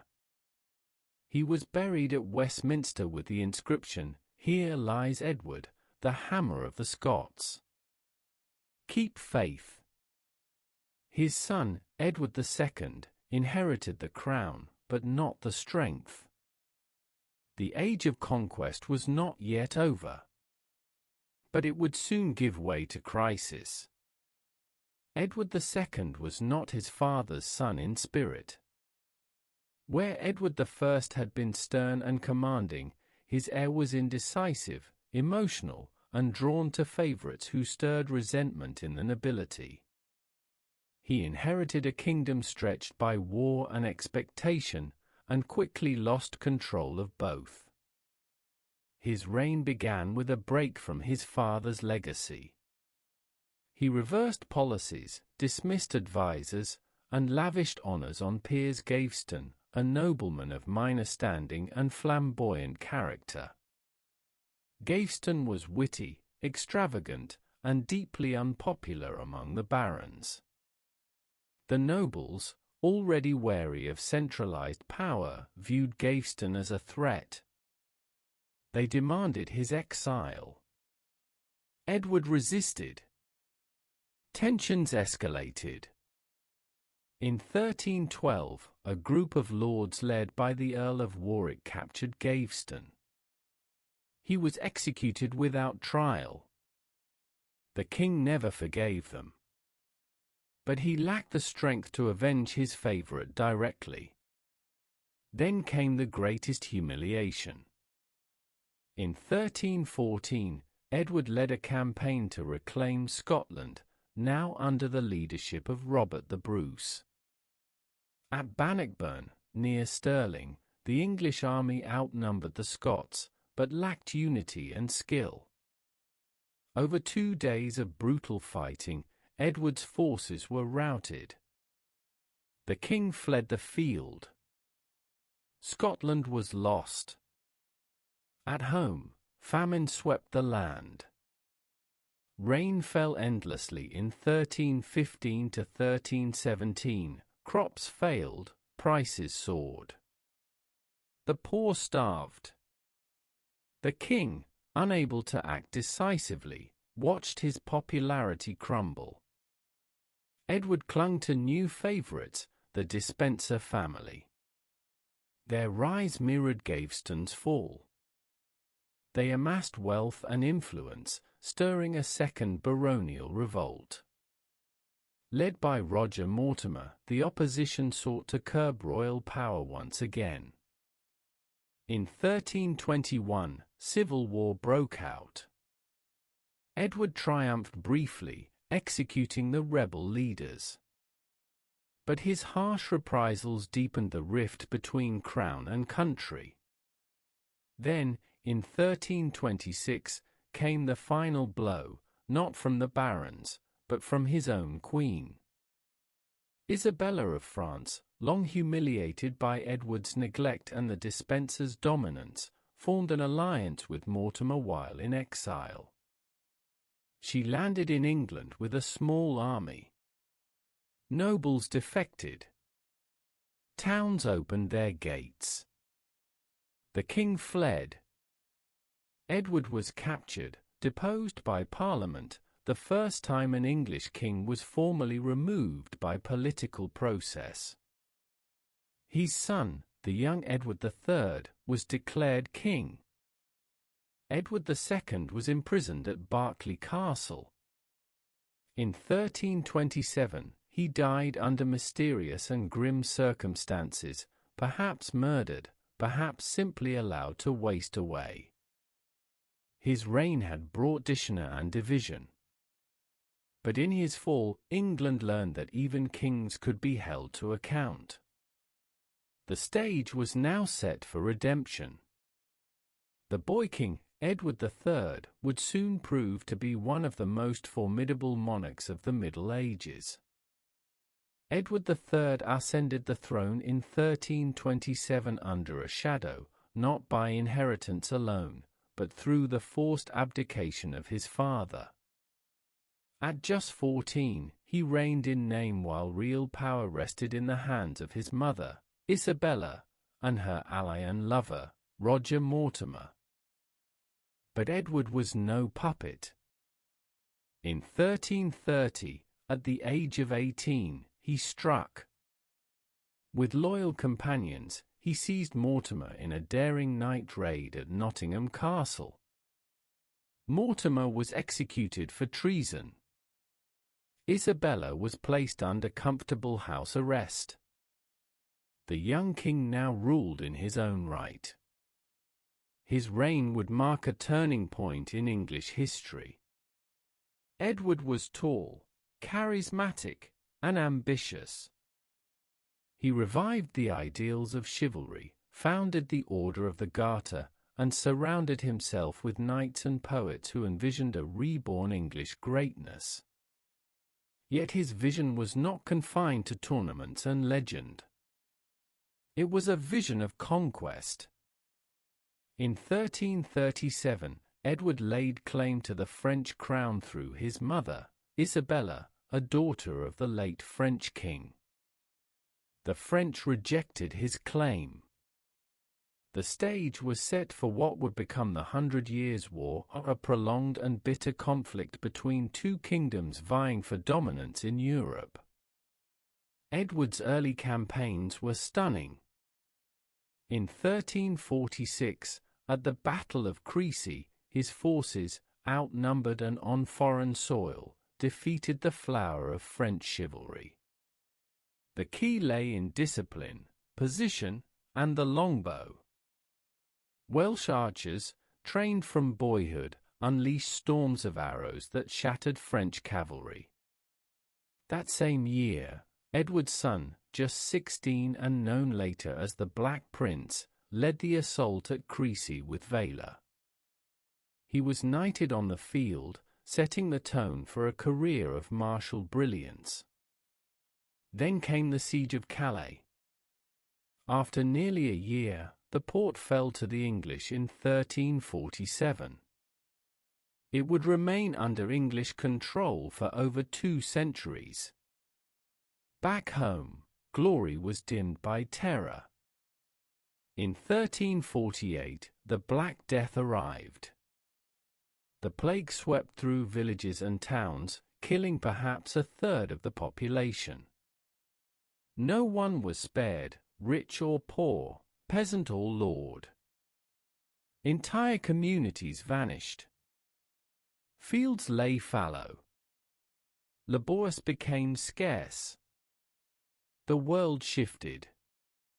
In response, Edward passed the Statute of Labourers, attempting to fix wages and tie workers to the land. But the balance of power had changed. The peasants, once voiceless, now found bargaining strength. Despite the loss and upheaval, Edward's later years were marked by continued campaigns, diplomatic maneuvering, and the rise of Parliament. He summoned it regularly, recognizing that war required taxation, and taxation required consent. By the time he died in 1377, Edward had ruled for 50 years. He left behind a mixed legacy: warrior, reformer, builder of an English identity rooted in law and ambition. His reign was both a high point of medieval chivalry and a prelude to deeper unrest. For while Edward wore the crown with honor, his successors would struggle under its weight. When Edward III died in 1377, the crown passed to his grandson, Richard, a boy of 10. The Black Prince, Richard's father, had died a year earlier. Thus, a kingdom forged in chivalry fell into the hands of a child. At first, England was governed by councils of nobles and clergy. Richard's uncles, especially John of Gaunt, Duke of Lancaster, held sway. But beneath the surface, pressure was building. War with France dragged on. Taxes rose. The people, burdened by plague, hunger, and uncertainty, grew restless. In 1381, their anger erupted. The peasants' revolt, sparked by a new poll tax, spread rapidly from Kent and Essex. Led by Wat Tyler and inspired by radical priests like John Ball, thousands marched on London. They demanded an end to serfdom, fair rents, and justice for the poor. Their cry, "When Adam delved and Eve span, who was then the gentleman?" London burned. The Archbishop of Canterbury was killed. The king's advisers fled. But then, something remarkable happened. Richard, just 14, rode out to meet the rebels. At Smithfield, he confronted Tyler. In a moment of confusion, Tyler was struck down. Tension peaked.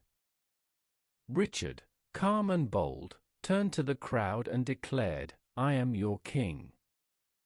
I will be your leader." Amazingly, the mob dispersed. But the promises he made were not kept. The rebels were hunted down. Their leaders executed.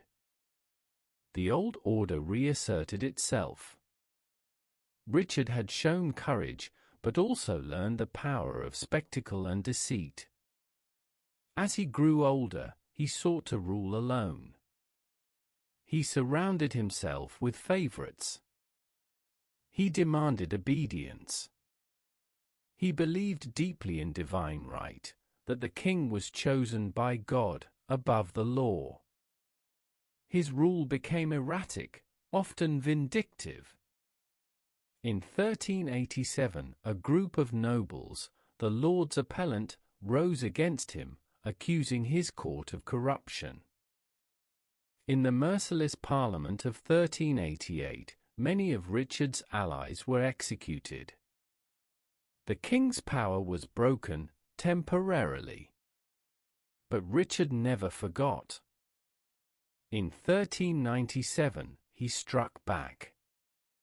He arrested the leading appellants, including the Duke of Gloucester. Some were executed, others exiled. Richard ruled now with unchecked authority. He traveled in splendor, enforced loyalty, and crushed dissent. Then, in 1399, he made a fateful decision. He banished Henry Bolingbroke, son of John of Gaunt, and seized his inheritance. But when Gaunt died, Henry returned, landing with a small force. Discontented nobles flocked to him. Richard, caught off guard, surrendered. He was deposed by Parliament, the second king in English history to be formally removed. Henry was crowned as Henry IV. Richard was imprisoned in Pontefract Castle. He died there months later, likely starved to death. His reign had begun with promise, marred by revolt, pride, and vengeance. In Richard's fall, England learned again the peril of unchecked monarchy.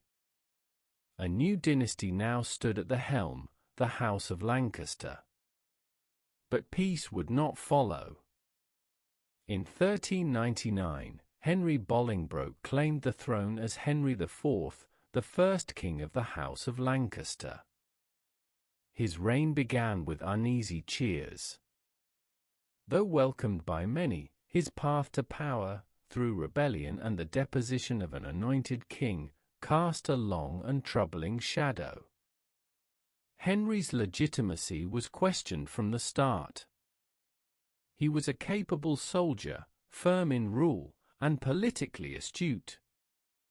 But he was also a usurper, and in medieval England, that label brought danger. Loyalists to Richard II whispered of rightful vengeance. Rebellions followed. The first came in 1400. A group of nobles, angered by Richard's death and Henry's rise, plotted to kill the new king during a tournament. The plot failed, but it revealed the depth of resistance. Then, in the north and west, storms grew louder. In Wales, a charismatic noble named Owain Glyndwr rose in revolt. Claiming to be the true Prince of Wales, he rallied the Welsh under the banners of independence. His campaign was more than mere insurrection, it was a national awakening. Castles fell. English settlers fled. For a time, Glyndwr ruled much of the country, held a parliament, and forged alliances with France. Simultaneously, the powerful Percy family, Earls of Northumberland, turned against Henry. At the Battle of Shrewsbury in 1403, the king faced their champion, Henry Hotspur Percy, in a clash that nearly cost him his life. The battle was brutal. Arrows darkened the sky. Henry's son, Prince Hal, fought valiantly despite being wounded. Hotspur fell, and the rebellion ended, but the message was clear. The crown was far from secure. Henry IV spent much of his reign under siege, not only from enemies, but from illness. His health deteriorated throughout the 1410s. Skin diseases, fatigue, and seizures plagued him. At times, he withdrew from court entirely. Power passed increasingly into the hands of his son. Prince Hal, later Henry V, was bold, brash, and popular among the military. But he quarreled with his father and was briefly dismissed from council. The court split between youthful ambition and cautious rule. Despite the turmoil, Henry IV survived. He defeated his enemies. He stabilized the treasury. He maintained order. He died in 1413 in Westminster, passing the crown not with conflict, but with ceremony. His reign, though troubled, had preserved the monarchy.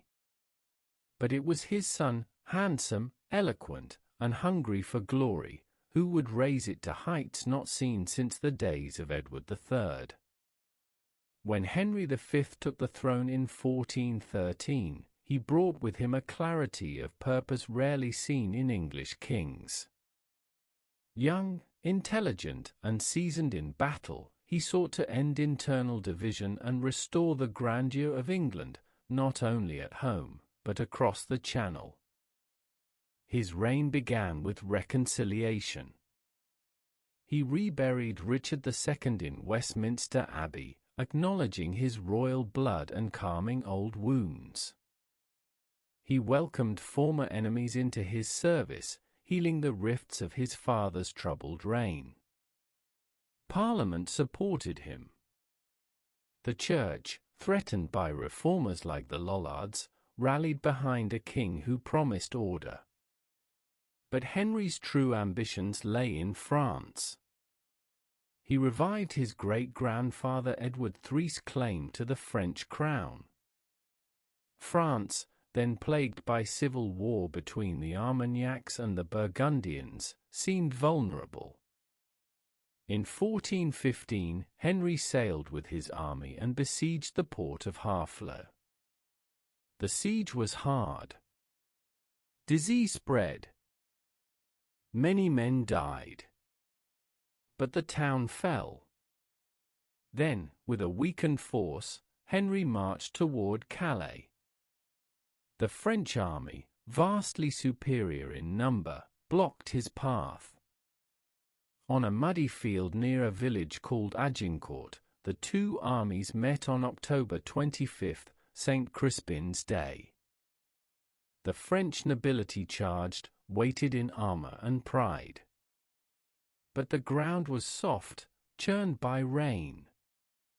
English longbowmen, hidden behind sharpened stakes, unleashed volleys of arrows. The French line faltered. Bodies fell, pressed under hoof and steel. The slaughter was terrible. Thousands of French knights lay dead. English losses were minimal. It was not only a military victory, it was a symbol of English superiority, divine favor, and chivalric triumph. Henry returned home in triumph. In the years that followed, he deepened his campaign. In 1419, he captured Normandy. In 1420, he signed the Treaty of Troyes. Its terms were astonishing. Henry would marry Catherine of Valois, daughter of the French king, and be named heir to the French throne.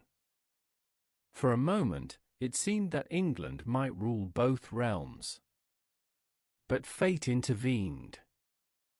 In 1422, while campaigning in eastern France, Henry fell ill, likely from dysentery.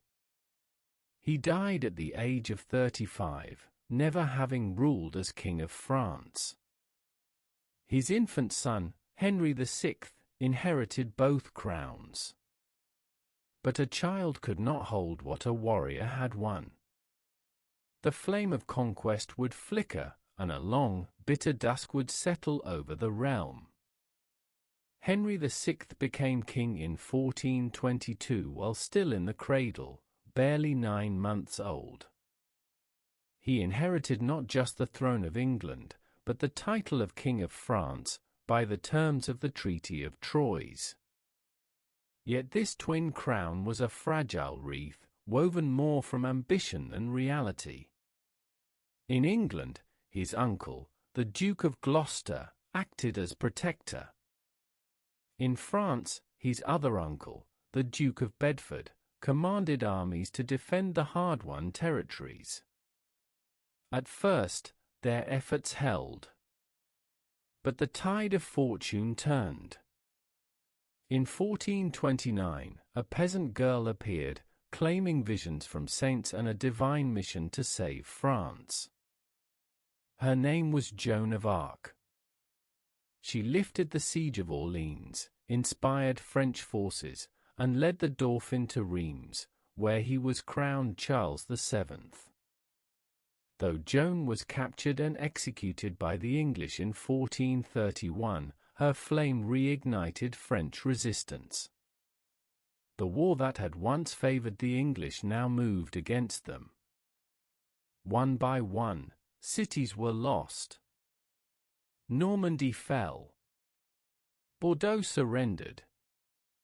By 1453, the same year Constantinople fell to the Turks, England had lost all its French possessions save Calais. And Henry? He was not his father.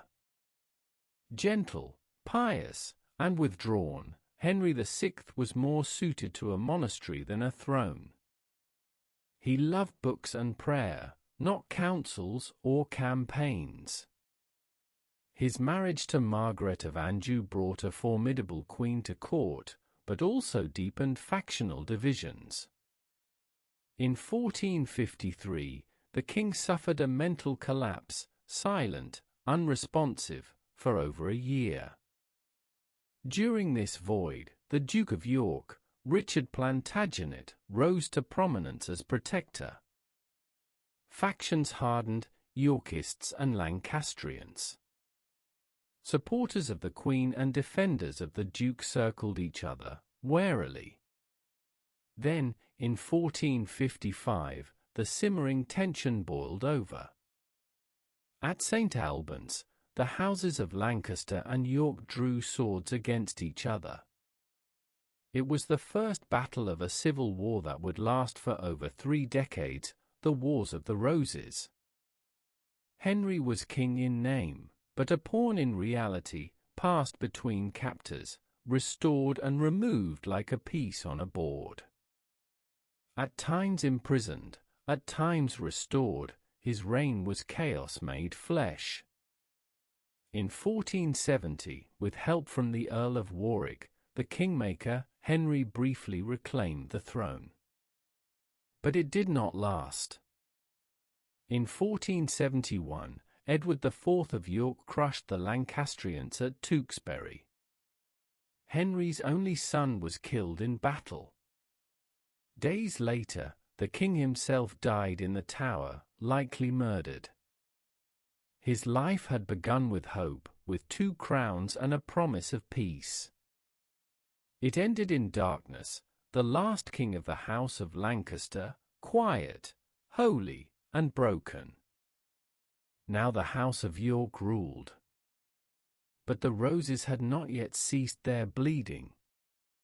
With Henry VI dead and his line extinguished, Edward IV, tall, charismatic, and ruthlessly efficient, stood as undisputed king. He was the first Yorkist monarch to rule without serious challenge, and he wasted little time in reshaping the realm. Edward was not only a warrior. He was a statesman. His first reign had begun in 1461, following victory at Towton, the bloodiest battle ever fought on English soil. But it had been interrupted in 1470 when the Earl of Warwick, disillusioned by Edward's independence and secret marriage to Elizabeth Woodville, turned against him. That rebellion, backed by Margaret of Anjou and a briefly restored Henry VI, collapsed within a year. Edward returned from exile in Burgundy, crushed the Lancastrians at Barnet and Tewkesbury, and reclaimed his throne. Now, he ruled with sharper eyes.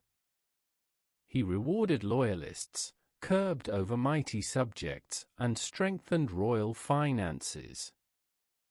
He promoted trade and sought alliances in Europe. His marriage to Elizabeth Woodville, though scandalous at first, brought a large and ambitious family into court politics. Their rise created tension with the old nobility, but Edward managed it with charm and force. He lived well. The court of Edward IV shimmered with pageantry. He loved hunting, feasting, and fashion. His robes glittered, his palaces swelled. Yet behind the splendor lay a calculating mind. Still, shadows remained. His brother, George, Duke of Clarence, ambitious and unstable, plotted against him. After repeated conspiracies, Edward ordered his execution, allegedly by drowning in a butt of Malmsey wine.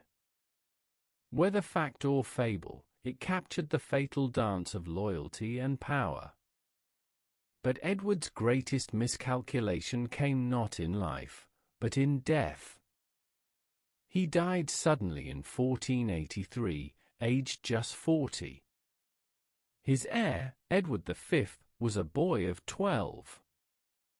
The kingdom held its breath again. Edward had named his brother, Richard, Duke of Gloucester, as Lord Protector.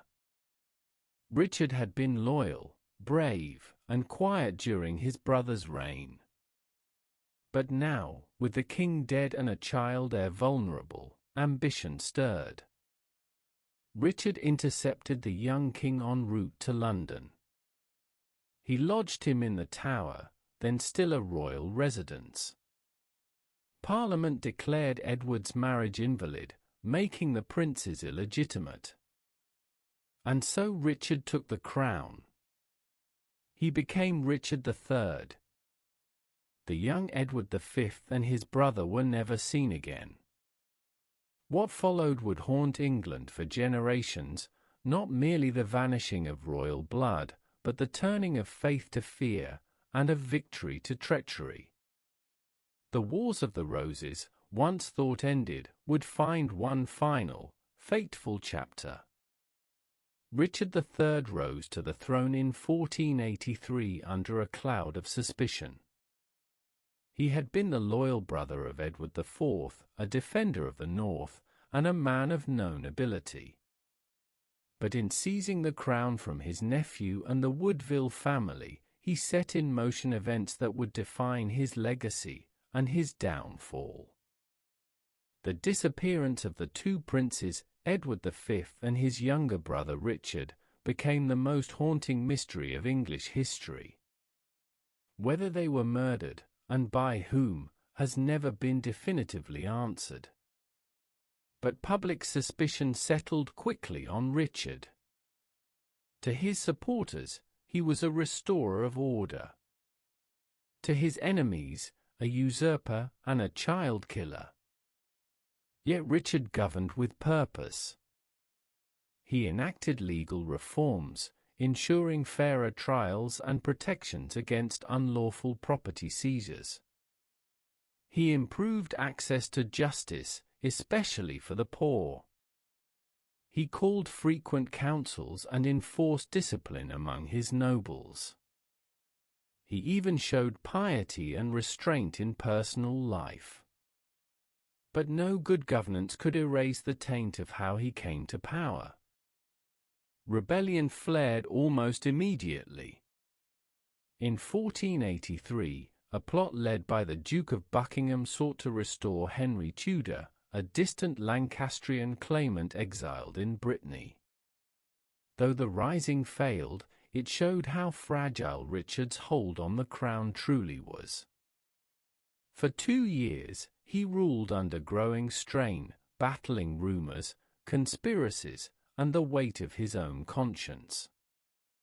Then, in 1485, Henry Tudor crossed the sea. He landed at Milford Haven with a modest army. As he marched inland, disaffected nobles joined his banner. Richard gathered his forces, marching to meet him. The two armies clashed at Bosworth Field on August 22. Richard fought bravely, leading a cavalry charge toward Henry himself. For a moment, he came within reach of victory. But betrayal by key allies, most famously Lord Stanley, whose loyalty had long been uncertain, turned the tide. Richard fell in battle. His crown, knocked from his helmet, was found in a hawthorn bush. Henry Tudor placed it on his own head, then and there, on the battlefield. With that gesture, the Wars of the Roses ended. Richard III was the last English king to die in battle. He was buried hastily in a Leicester friary, his grave forgotten for centuries. Only in 2012 were his remains rediscovered beneath a car park, his spine curved by scoliosis, his skull bearing wounds of war. His reign had lasted just over 2 years. But in his fall, a new era began. Henry VII, the first Tudor, now held the crown. The Middle Ages were drawing to a close, and Renaissance England stood on the threshold of transformation.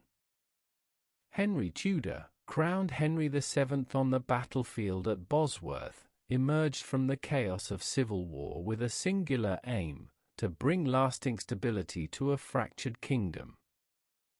He had little royal blood, no great fortune, and few foreign allies. Yet he possessed what England most needed: resolve, caution, and an unshakable grasp of power. His first act was symbolic and strategic.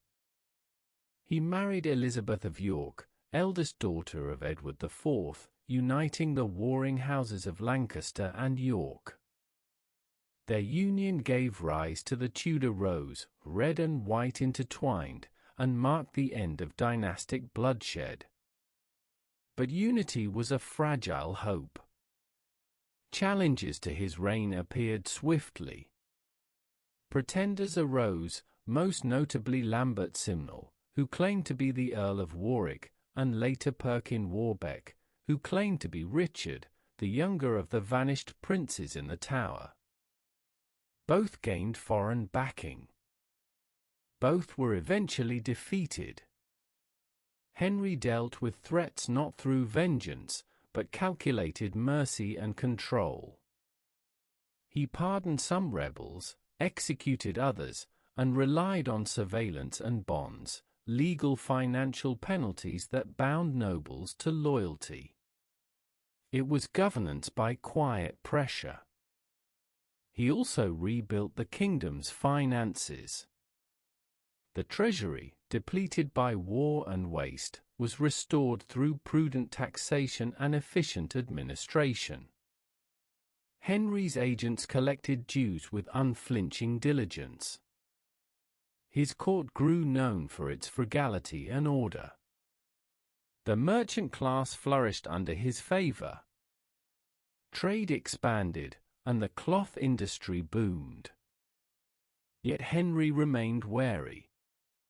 He trusted few. He moved silently, planned carefully, and kept his family close. He created the Court of the Star Chamber, a body meant to curb noble corruption. He relied on a small circle of loyal advisers, many of them commoners elevated by merit. His greatest achievement, perhaps, was the foundation he laid for what was to come. By the time he died in 1509, he had transformed the monarchy.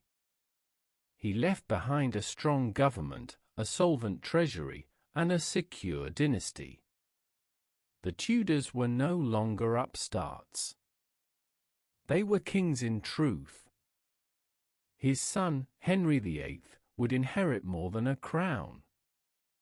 He would inherit a united kingdom, and the keys to a world about to change. For as the 15th century faded, new forces stirred: printing presses, oceanic voyages, Renaissance thought, and whispers of religious reform. The medieval world had ended. The modern age was near. Henry VIII inherited the throne in 1509 at the age of 17, tall, athletic, golden-haired, and educated. His court sparkled with music, tournaments, and pageantry. The people rejoiced. The chroniclers praised. Here, they believed, was a new Arthur. He married Catherine of Aragon, his brother's widow and daughter of the Spanish monarchs, forging ties with Europe's mightiest house. At first, their marriage was affectionate. Catherine was wise and capable, Henry chivalrous and devoted. He was no idle monarch. Henry joined the wars of his age, riding to glory at the Battle of the Spurs in 1513, and watching English archers destroy the Scots at Flodden that same year, where Catherine herself directed affairs in his absence. The king basked in martial splendor. But behind the feasts and victories, a deeper force drove him, his desire for legacy. For years, Catherine bore him only one surviving child, a daughter, Mary. No son lived. And for a king raised on the fear of civil war, a male heir was no luxury, it was necessity. Henry grew restless. He turned to Anne Boleyn, a clever, ambitious lady of the court. She refused to be his mistress. She would be queen, or nothing. Thus began the great rupture. Henry sought an annulment from the Pope, claiming his marriage to Catherine was invalid. The Pope, caught between Henry and Catherine's powerful nephew, the Holy Roman Emperor, refused. So Henry broke from Rome. In 1533, he married Anne. The archbishop, appointed by Henry himself, declared the union lawful. The Pope excommunicated him.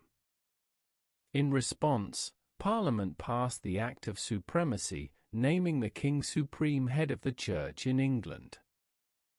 The English Reformation had begun. Monasteries were dissolved, their lands seized. The wealth of the Church flowed into royal coffers. Rebels rose in the north, horrified at the destruction of centuries-old shrines. The pilgrimage of grace was crushed. Anne bore Henry a daughter, Elizabeth, but no son. Her sharp tongue, once alluring, now irritated him. In 1536, she was accused of adultery, incest, and treason. The charges were likely false. But she was tried, condemned, and executed. Within weeks, Henry married Jane Seymour. At last, in 1537, she bore him a son, Edward.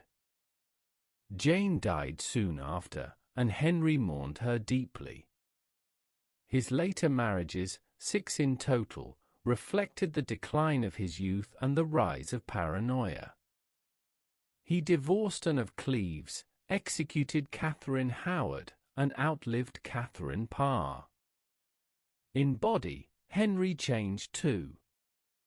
Once a jousting champion, he grew obese, suffering from ulcers and pain. His moods darkened. Yet his authority never waned. He died in 1547, leaving 3 children, Edward, Mary, and Elizabeth, each born of a different queen. Each would rule. Each would face the legacies of his pride and policy. Henry had torn down 1,000 years of religious unity. Now England stood alone, uncertain of its faith, but certain of its destiny. Henry VIII's only son, Edward VI, ascended the throne in 1547 at the age of 9.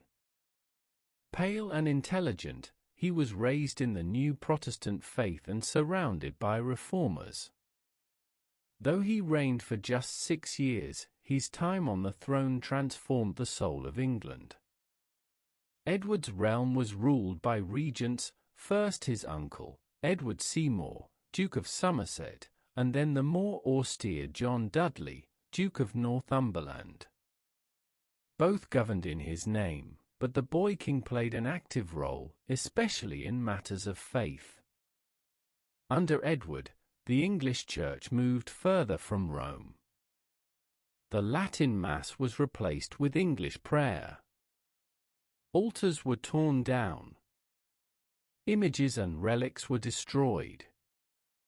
The Book of Common Prayer, written by Archbishop Thomas Cranmer, became the foundation of English worship. The old rites were swept away. A new Protestant identity began to take shape. But Edward was frail. Sickly since birth, he grew weaker with time. As his health declined, the question of succession grew urgent. Fearing that his Catholic half-sister, Mary, would undo the Reformation, Edward bypassed both her and Elizabeth in his will. He named Lady Jane Grey, his Protestant cousin, as heir. She was proclaimed queen in 1553, but her reign lasted only 9 days. Mary, daughter of Catherine of Aragon, claimed her right with swift resolve. The people supported her. Jane was deposed, imprisoned, and later executed. Mary I, called Bloody Mary by later generations, now ruled. Her mission was clear: to restore the Catholic faith. She reunited England with Rome, restored the Latin Mass, and annulled her parents' divorce. Bishops who had embraced reform were dismissed, imprisoned, or worse. Cranmer was burned at the stake. Over 280 Protestants followed, many in Smithfield, their ashes mingling with London soil. Her marriage to Philip II of Spain was deeply unpopular. It brought no child, and Philip soon returned to his empire. English hearts cooled. War with France ended in disaster. Calais, England's last possession on the continent, was lost. Mary's reign, though sincere in conviction, was marked by fire and sorrow. The burnings turned public opinion. Her health, too, declined. She died in 1558, childless and alone. England had seen extremes: Edward's reforms, Mary's fires. Now, it would turn to a queen raised in the shadow of both. Elizabeth, daughter of Anne Boleyn, now waited in the wings. In 1558, Elizabeth Tudor became Queen of England. The daughter of Henry VIII and Anne Boleyn, she had survived plots, prison, and suspicion. Now, at 25, she inherited a realm weary from religious strife and political uncertainty. Elizabeth's reign would be long, 45 years, and remembered as a golden age. But it began with delicate steps. She moved cautiously on religion. The Elizabethan settlement, passed in 1559, re-established the Church of England, independent from Rome but moderate in tone. Latin gave way to English again. Priests could marry. But outward forms remained familiar. It was a middle path, firmly Protestant, but not radical. Elizabeth governed with rare skill. She kept powerful lords in check, used her royal court as a stage of grandeur, and ruled without a husband. Many proposed, including kings, but she declined them all. She was married to England, she declared. That image, the Virgin Queen, crowned and solitary, became her symbol and shield. Yet beneath the stability, dangers abounded. Catholics at home and abroad questioned her legitimacy. Pope Pius V excommunicated her in 1570, encouraging rebellion. Plots followed, some to assassinate her, others to replace her with her Catholic cousin, Mary, Queen of Scots. Mary had fled to England after civil war in Scotland. Elizabeth kept her imprisoned for nearly 20 years. Finally, in 1586, after evidence linked Mary to a plot against her life, Elizabeth signed the death warrant. Mary was executed the following year. It was a decision that haunted Elizabeth. Then, in 1588, came the greatest test. Philip II of Spain launched the Armada, a mighty fleet of ships meant to invade and conquer England. Elizabeth rode to Tilbury, clad in armor, and spoke to her troops, "I have the body of a weak and feeble woman, but I have the heart and stomach of a king." The Armada was defeated by English fire, clever seamanship, and storm. It marked a turning point. Elizabeth's England began to flourish.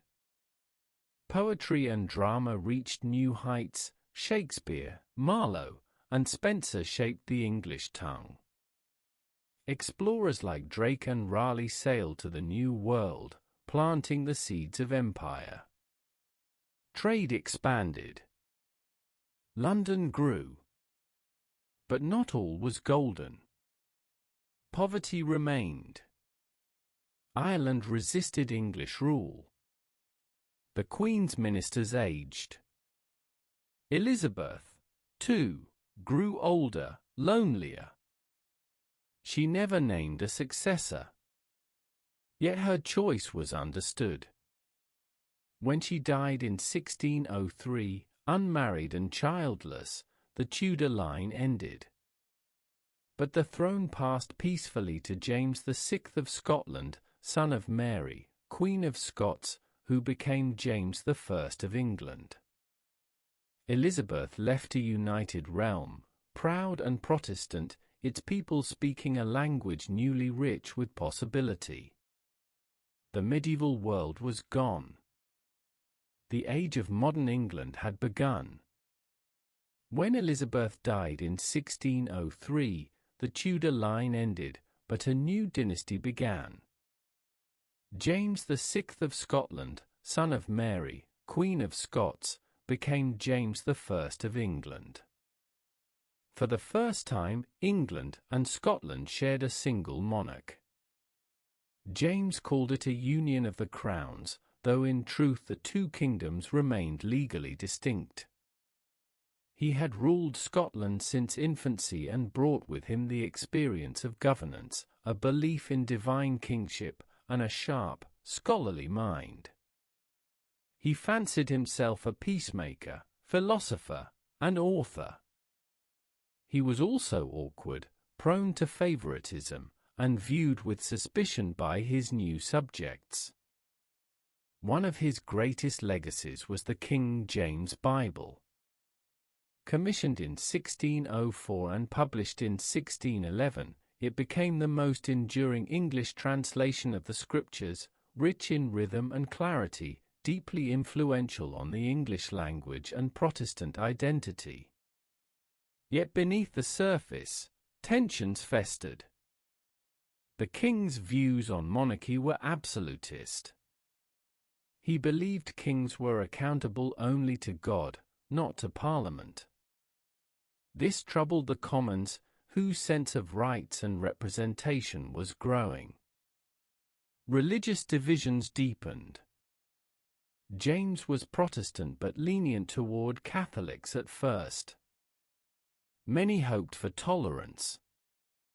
But hopes were dashed by the Gunpowder Plot of 1605, a conspiracy by Catholic extremists to blow up the king and Parliament. The plan was foiled. Guy Fawkes was captured beneath the House of Lords, barrels of gunpowder beside him. The reaction was swift and severe. Anti-Catholic sentiment surged. Laws tightened. November 5th became a national day of thanksgiving, marked by bonfires and sermons. Despite his faults, James maintained peace. He ended England's long war with Spain, avoided new continental conflicts, and governed with relative stability.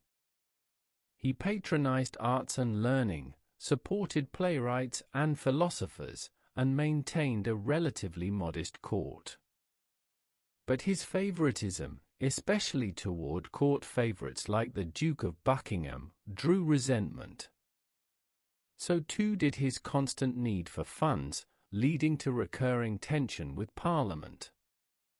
When James died in 1625, the crown passed to his son, Charles. England had remained peaceful during his rule, but the storms of belief and power had begun to swirl. The next reign would see them unleashed. Charles I ascended the throne in 1625 with dignity, reserve, and deep devotion to the monarchy. He was graceful, sincere, and committed to order, but also stubborn, secretive, and convinced of his divine right to rule. He inherited a realm increasingly divided between king and parliament, Anglicans and Puritans, tradition and reform. Where his father had tolerated tension, Charles demanded obedience. Conflict came quickly. Charles married Henrietta Maria, a Catholic French princess. Many Protestants viewed this with alarm. He also favored high Anglican practices, ornamentation, ritual, and hierarchy, which Puritans despised as dangerously close to Rome. He ruled without Parliament for 11 years. From 1629 to 1640, Charles governed alone, raising funds through old feudal dues, ship money, and monopolies. Though technically legal, these methods enraged landowners and merchants. Resistance grew. The sense of shared government eroded. Then, in 1637, Charles imposed the English prayer book on Scotland. The Scots rose in rebellion. To suppress them, Charles needed money, and thus, he recalled Parliament. But Parliament did not submit. Instead, it demanded reforms, the punishment of royal advisers, and a voice in national decisions. The struggle deepened. In 1642, Charles entered the House of Commons with armed guards, seeking to arrest 5 leading members. They had already fled. It was a breach of privilege, a moment burned into English constitutional memory. War followed. The English Civil War pitted royalists, or cavaliers, against parliamentarians, known as Roundheads. Families, towns, and churches were torn apart. The conflict raged for years. At first, the king had the advantage. But Parliament, through leadership, organization, and resolve, grew stronger.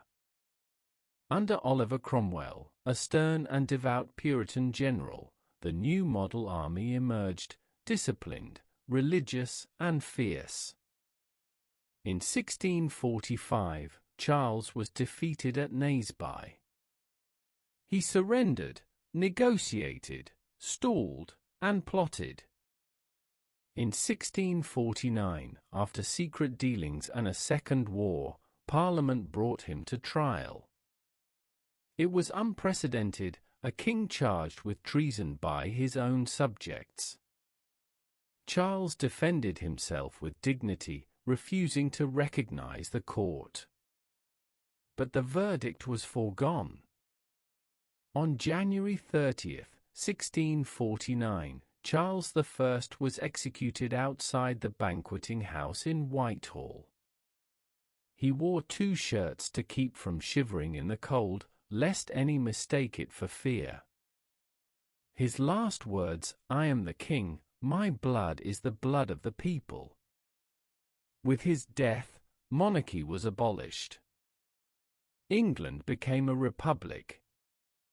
But the peace so many hoped for proved elusive. The execution of Charles I in 1649 shook the very ground of European monarchy. For the first time in its history, England had no king. The monarchy was abolished. The House of Lords dissolved. A Commonwealth was declared. England was now, in theory, a republic. But power did not rest with the people. It rested with the army. And above them all stood Oliver Cromwell. Cromwell had risen from modest gentry roots to become one of the most powerful figures in English history. A military genius and fervent Puritan, he believed God had chosen England for a divine purpose, and that he himself was the instrument. The early Commonwealth struggled to govern. Royalists plotted from abroad. Ireland resisted violently. Cromwell invaded in 1649, leading brutal campaigns to crush Catholic and Royalist forces. At Drogheda and Wexford, massacres left scars that remain in Irish memory. Scotland, too, rose in support of Charles II, son of the executed king. Cromwell marched north, defeating the Scots at Dunbar and Worcester. The king escaped abroad, but his cause had failed, for now. In 1653, frustrated with Parliament's divisions and inefficiency, Cromwell dissolved it by force. He was declared Lord Protector, a title with the weight of monarchy, though cloaked in republican cloth. Thus began the Protectorate. Cromwell ruled not as king, but as head of a military state. He sought moral reform, closing theatres, restricting festivals, enforcing Sabbath observance. England, under his rule, was austere, disciplined, and devout. Yet Cromwell also pursued reform and order. He promoted religious tolerance for all but Catholics. He fostered trade and navigation. He oversaw legal reforms. Under his rule, England became feared abroad, respected in Europe. Still, he was never loved by all. When Cromwell died in 1658, his son, Richard, inherited the title, but not the strength. He resigned within a year. Without a monarch or a strong protector, England spiraled into political confusion. Factions formed. The army lost discipline. Royalist sentiment grew. In 1660, the tide turned. General George Monk marched south, restored order, and called for a new parliament. The people, weary of division and war, welcomed the return of the monarchy. Charles II, son of the executed king, returned from exile. The restoration had begun. And though the throne was restored, the memory of what had happened would never be erased. In 1660, Charles II returned to England amid joyful crowds, ringing bells, and the waving of green branches, a traditional symbol of welcome. After years of war, republic, and restraint, the monarchy was reborn. But this was a new kind of king. Charles II, witty, charming, and experienced in exile, understood the need to balance power and appearance. He did not seek vengeance. Most of those who had condemned his father were pardoned, though a few, including the regicides, were executed or hunted. His court became a symbol of the times, decadent, glittering, and full of intrigue. The merry monarch loved theatre, women, and conversation. Theatres reopened, fashion bloomed, and poets found patrons. Nell Gwyn, one of many mistresses, became a folk heroine. Yet behind the laughter, serious challenges remained. The 1660s tested the kingdom's resilience. In 1665, the Great Plague returned, killing tens of thousands in London. Just a year later, the Great Fire of London consumed the heart of the city, St. Paul's Cathedral, thousands of homes, and centuries of medieval streets vanished in smoke. London rebuilt. Sir Christopher Wren designed new churches. A modern capital began to rise from the ashes. But fears lingered, of disease, of Catholic plots, and of foreign enemies. Charles navigated these with a careful hand. He accepted the growing power of Parliament but guarded royal prerogatives. He signed treaties with France, kept a secret Catholic sympathy, and tolerated dissent, publicly Anglican, privately complex. In 1670, the Treaty of Dover secretly promised that Charles would convert to Catholicism in exchange for French subsidies. He never made the conversion public, but the suspicion this stirred shaped politics for the rest of his reign. Then came the Popish plot in 1678, a fabricated conspiracy claiming Catholics sought to kill the king. Hysteria swept the country. Innocents were executed. Parliament turned hostile to Catholic influence. Charles held firm. In his final years, he dissolved Parliament repeatedly, ruled through loyal ministers, and maintained peace. When he died in 1685, he converted to Catholicism on his deathbed, a final, private gesture of belief. He was buried with quiet ceremony. Charles II restored the monarchy, soothed a wounded nation, and left behind a realm more modern, more skeptical, and more aware of the limits of royal power. But his heir, James II, would test those limits once more. And England would again be asked, "What kind of kingdom shall we be?" When Charles II died in 1685, the crown passed to his brother, James, Duke of York. Now King, James II was openly Catholic in a Protestant nation, deeply convinced of his divine right, and determined to rule with authority. The beginning of his reign was peaceful.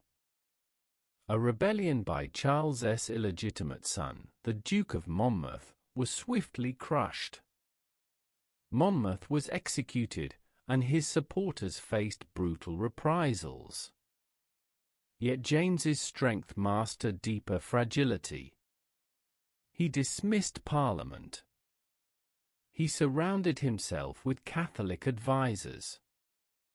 He stationed a standing army near London.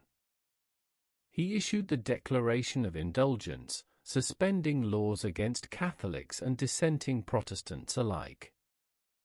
Though this appeared as tolerance, many feared it was a path to absolute rule. The birth of a son in 1688 changed everything. Until then, Protestants had hoped James would die leaving no male heir.